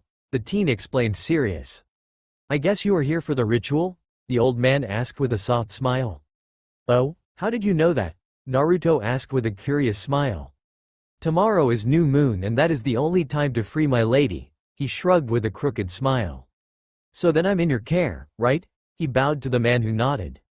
Follow me, my boy. Your student can come along if she wants, he said and began to walk away. Come on, Sakura. Naruto sighed and waved his student to follow him. The girl only nodded and stood up. The three walked in silence through the woods. A suddenly numbing feeling overcame the genin, but the strong hand of her sensei on her shoulder stopped her from falling over. Her eyes fluttered for a few seconds before she was back with them. Impressive young man. The old man acknowledged. You really thought a S-class genjutsu could shock me? Sakura is only standing because of my Yuki. The vampire shrugged with a smile while Sakura was still shuddering. Welcome to my village then, the man shrugged. Naruto looked around and whistled while he nudged the girl beside him. Sakura also focused her eyesight and gasped. They stood before a village. It wasn't high-standard buildings like in Uzu or stone buildings like Konoha. They were only straw huts. What caught the newcomers' interest were the interesting features of the people walking around there. Everyone had fox ears on their heads and foxtails over their butt. What are these people? Sakura whispered. Please respect them, Sakura. They are the last of the Kitsune clan. Naruto answered with narrowed eyes. Huh? Was her intelligent answer. We are fox demons, dear. A woman in her late 20s answered, making her jump. Wah, what do you mean? Sakura gasped. We are the descendants of Kurami-sama, the last fox demons in all the elemental nations, she smiled kindly. Oh, yet another intelligent answer. Come on, follow me, dear host. We have to prepare for the ceremony, the old man stated. Right, okay, Sakura. Naruto turned to his student. You will work on your genjutsu like I told you to. After that my clone will start your training. Your chakra reserves have grown quite a lot, so it's time to start. He explained and formed a shadow clone who stood by her. Naruto followed the old fox to a hut. Take off your shoes, socks, jacket and shirt. Then sit down in the mid of the room. We will start the preparations for the ceremony. The fox said and Naruto followed his instructions. A noise behind the teen maid gave him notice of another presence. Yet he ignored it and sat down in a meditative stance. So you are ready? The man asked. Yes, sir. He nodded and a young foxwoman stepped in his sight. Hello, my name is Lisa. I'll be the one to apply the ceremonially symbols on your body and web the holy ornaments in your hair. She explained with a smile. Well, my name is Naruto. It's nice to meet you. The vampire teen nodded, making her blush. Lisa began to apply the symbols of the old Kitsune language in silence. So what happens during the ceremony? He asked the old fox. Well, we will pray the holy chants and break the seal that binds Kurami-sama to you. After that we will extract her essence from you and let her reform her body, he explained calmly. You know that would kill me, right? Naruto deadpanned. But you are no human, so you can survive the extraction, he explained. Good instinct? The teen guessed. No, but good nose. You smell like blood and death. A vampire, I would say, he explained, making Lisa gasp and stumble backwards. I guess you met someone of my kind before? He asked and got a nod from the man. By the way, I didn't get your name, Kitsune-san. The teen asked, calm, not shocked that he freaked the poor fox girl out. My name is Kenji, he smiled. Thanks. Now back to topic. It is unnecessary to break the seal. Kurami-chan is in me on her own free will because she knows that I'll die if we separate from each other. The teen explained, making Kenji go wide eyes. So Kurami-sama is in you of her own free will? He asked, shocked. Yes. She can form a body if she wants to, but we are still connected through a link, the bloodsucker explained. So we can shorten the ceremony by breaking the seal? Kenji asked with a big smile. Yes, but now back to my survival. I know my kind isn't well liked, but since I'm the only remaining one and that Motoko-chan chose me to be one speaks for me, don't you think? He shrugged and looked towards Lisa. I'm sorry if you had any bad meeting with my kind before. I swear that I'm not like the others. He smiled sweetly, showing the minimum of his fangs. Lisa shook her head and didn't say anything before she resumed her work. The old fox looked at him in wonder. Who is this Motoko you speak of? Kenji asked, I wonder, making the teen grin like a fool. Well, the great Shinigami, of course. He gave a fanged smile. Yo, you? No, the great Shinigami, Kenji stuttered. Hell, he was afraid like hell. It's not every day that you meet someone who knew the Shinigami on first-name basis. Lisa was no better, she was frozen in mid-swing of her brush. This man before her was friend with Shinigami, the highest goddess of her clan. Yes, Motoko-chan raised me after I left the village with my sensei. She was like a mother to me. I know that she devoured my parents' souls, but I still love her like my own flesh and blood. She gave me a new life. Naruto explained calmly, putting a hand on Lisa's arm, making her snap out of her stupor. Don't worry, Lisa-chan. Motoko-chan is a really nice woman. That brought a soft smile to her lips. Thank you, Naruto-sama, she smiled. Just call me Naruto. The teen laughed. Interesting kid, Kenji thought with a soft smile. So about the ritual, there is something you should know. He caught both teens' attention. And that would be? Naruto asked, confused. Well, like I said, you will die during the extraction, but you won't stay dead. Kenji gave the teen a toothy smile. What's that supposed to mean? The Jonin narrowed his eyes. You will be turned into one of us. A kitsune demon. He finished and walked out of the hut. Both teens sat there in silence and tried to comprehend what was just said. Me, a fox demon? Naruto thought, stunned. My Otuto becoming a kitsune? I knew I forgot something, Kurami thought with a smile. Naruto-sama will become a kitsune like me? She thought with a blush.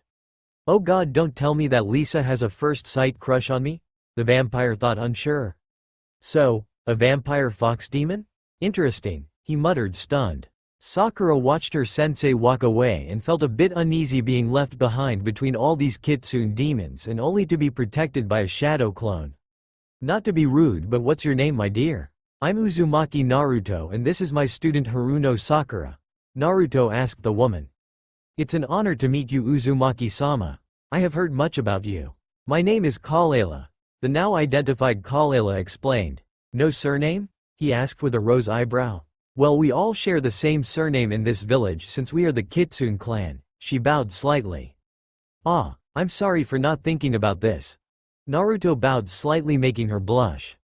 There is no need for you to bow, Uzumaki-sama, she sputtered. Please call me Naruto-kun. I'm not much for formalities, the vampire smiled. Say, is there a training ground where I can teach my student without disturbing anyone? He asked with a fanged smile. Yes, there is one over there. Kalela pointed to a field not far from them. Thank you. He smiled and ushered Sakura towards the training ground. Are you sure we are safe here, sensei? Sakura whispered. Please be respectful, Sakura. The kitsune may be tricksters, but they are honorable people. I would trust them with my life. The Uzumaki clan always had a good connection to the Kitsune clan since we were the only ones able to bind Kurami-ne, he explained as he guided her to a tree. Now you will try to form a genjutsu like I told you to. Until you got that I will meditate. You have 1 hour till I test you. He explained calm and sat down beside her. Sakura sat down and tried to form a genjutsu like her sensei told her to. The hour passed and a vision formed before her inner eye. So you finally got it? Her sensei broke her out of her thoughts. Her eyes fluttered open and she looked at him. Yeah, I think so, she muttered a bit tired. Then do your worst. Naruto sighed and turned to face her. Sakura nodded and concentrated on the vision in her head. She began to pump chakra into it and pushed it towards her sensei. Naruto just sat there and lowered his Yuki shield so that her chakra could influence him. His vision blackened till it vanished completely and returned in screaming pink and rainbow color. He watched calmly as an actual pink fluffy unicorn danced over a rainbow. Around it flew all kind of crazy fairies. There was actually background music, and to Naruto's dismay it was really disturbing. Okay, this girl is not one for genjutsu creation. She has no real imagination. She can learn already created ones, but self-created? Nope, he deadpanned. With a push of chakra he destroyed the illusion and looked at his eager-looking student. Okay, you can learn genjutsu and make them quite realistic, but you are not one to create ones, he explained, making her slump a bit.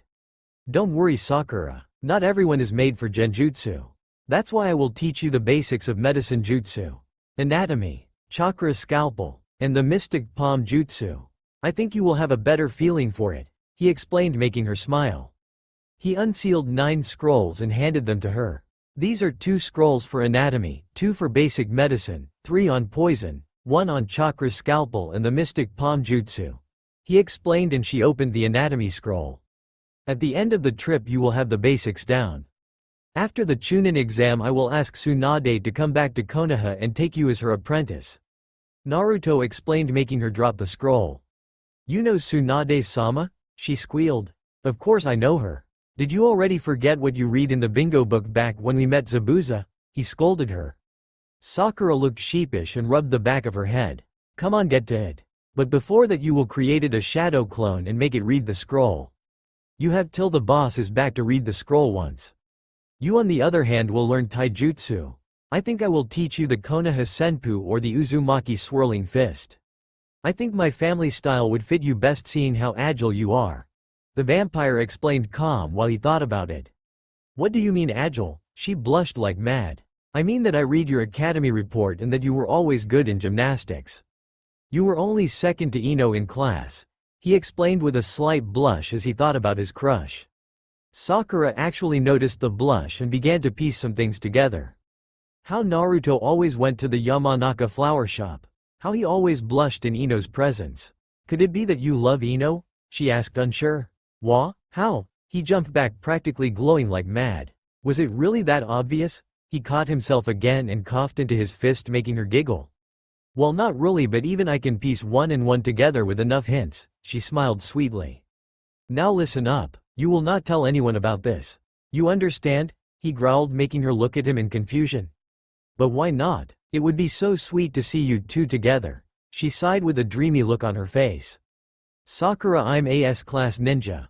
I have more enemies than I can count, and you think I should openly admit that I love someone?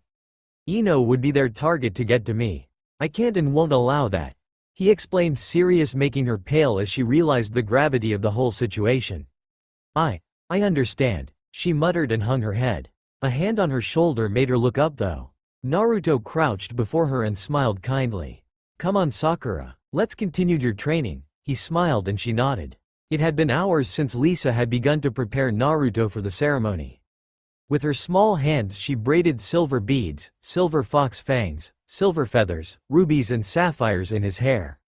So what do you think about becoming a kitsune, Naruto-kun? She asked with a smile. I think it would be interesting. I always felt close to Kurami-ne, but we were never the same. I always felt the difference between us, but now I have a chance to become one her kin. He explained, calm with his eyes still closed. What will you do after the ceremony? She continued her questions. I will have to return to Konoha for now till Uzu Shiogakure needs me as its cage. But the Kitsune clan is always welcome in Uzu, he explained with a gentle smile. I can't make such decisions. You would have to ask the elders for that. Lisa sighed and finished her work. We are finished here, Naruto-kun. You can go now. Kenji-san will explain the rest to you. She smiled and turned to leave. Thank you Lisa-chan. He smiled making her blush as she left. So Kenji-san, what will happen now? The teen asked and turned his head towards the old fox who drank his tea in a corner. We will begin with the extraction ceremony tomorrow afternoon. It will take the whole night to free Kurami-sama. I must warn you it will be painful, the old fox sighed. I can deal with pain. I have suffered enough for 2 lifetimes during my first 5 years in the leaf. The teen sighed, tired suddenly being reminded of his torture. I'm sorry to hear that. I assume that the humans weren't pleased with you being Kurami-sama's host? He sighed, already knowing the answers. Yeah, humans are fools, but what can you do? They will never change. They had hundreds of years and they still wage war like it's a perverse game.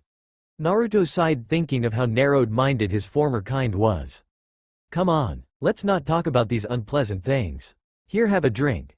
The man smiled and passed him a small bottle. I usually don't drink, but I think I will make an exception. The vampire sighed and opened the bottle. Enjoy the drink, Otuto. You have earned it. Kurami thought and turned back to one of her books from the library in Naruto's mind.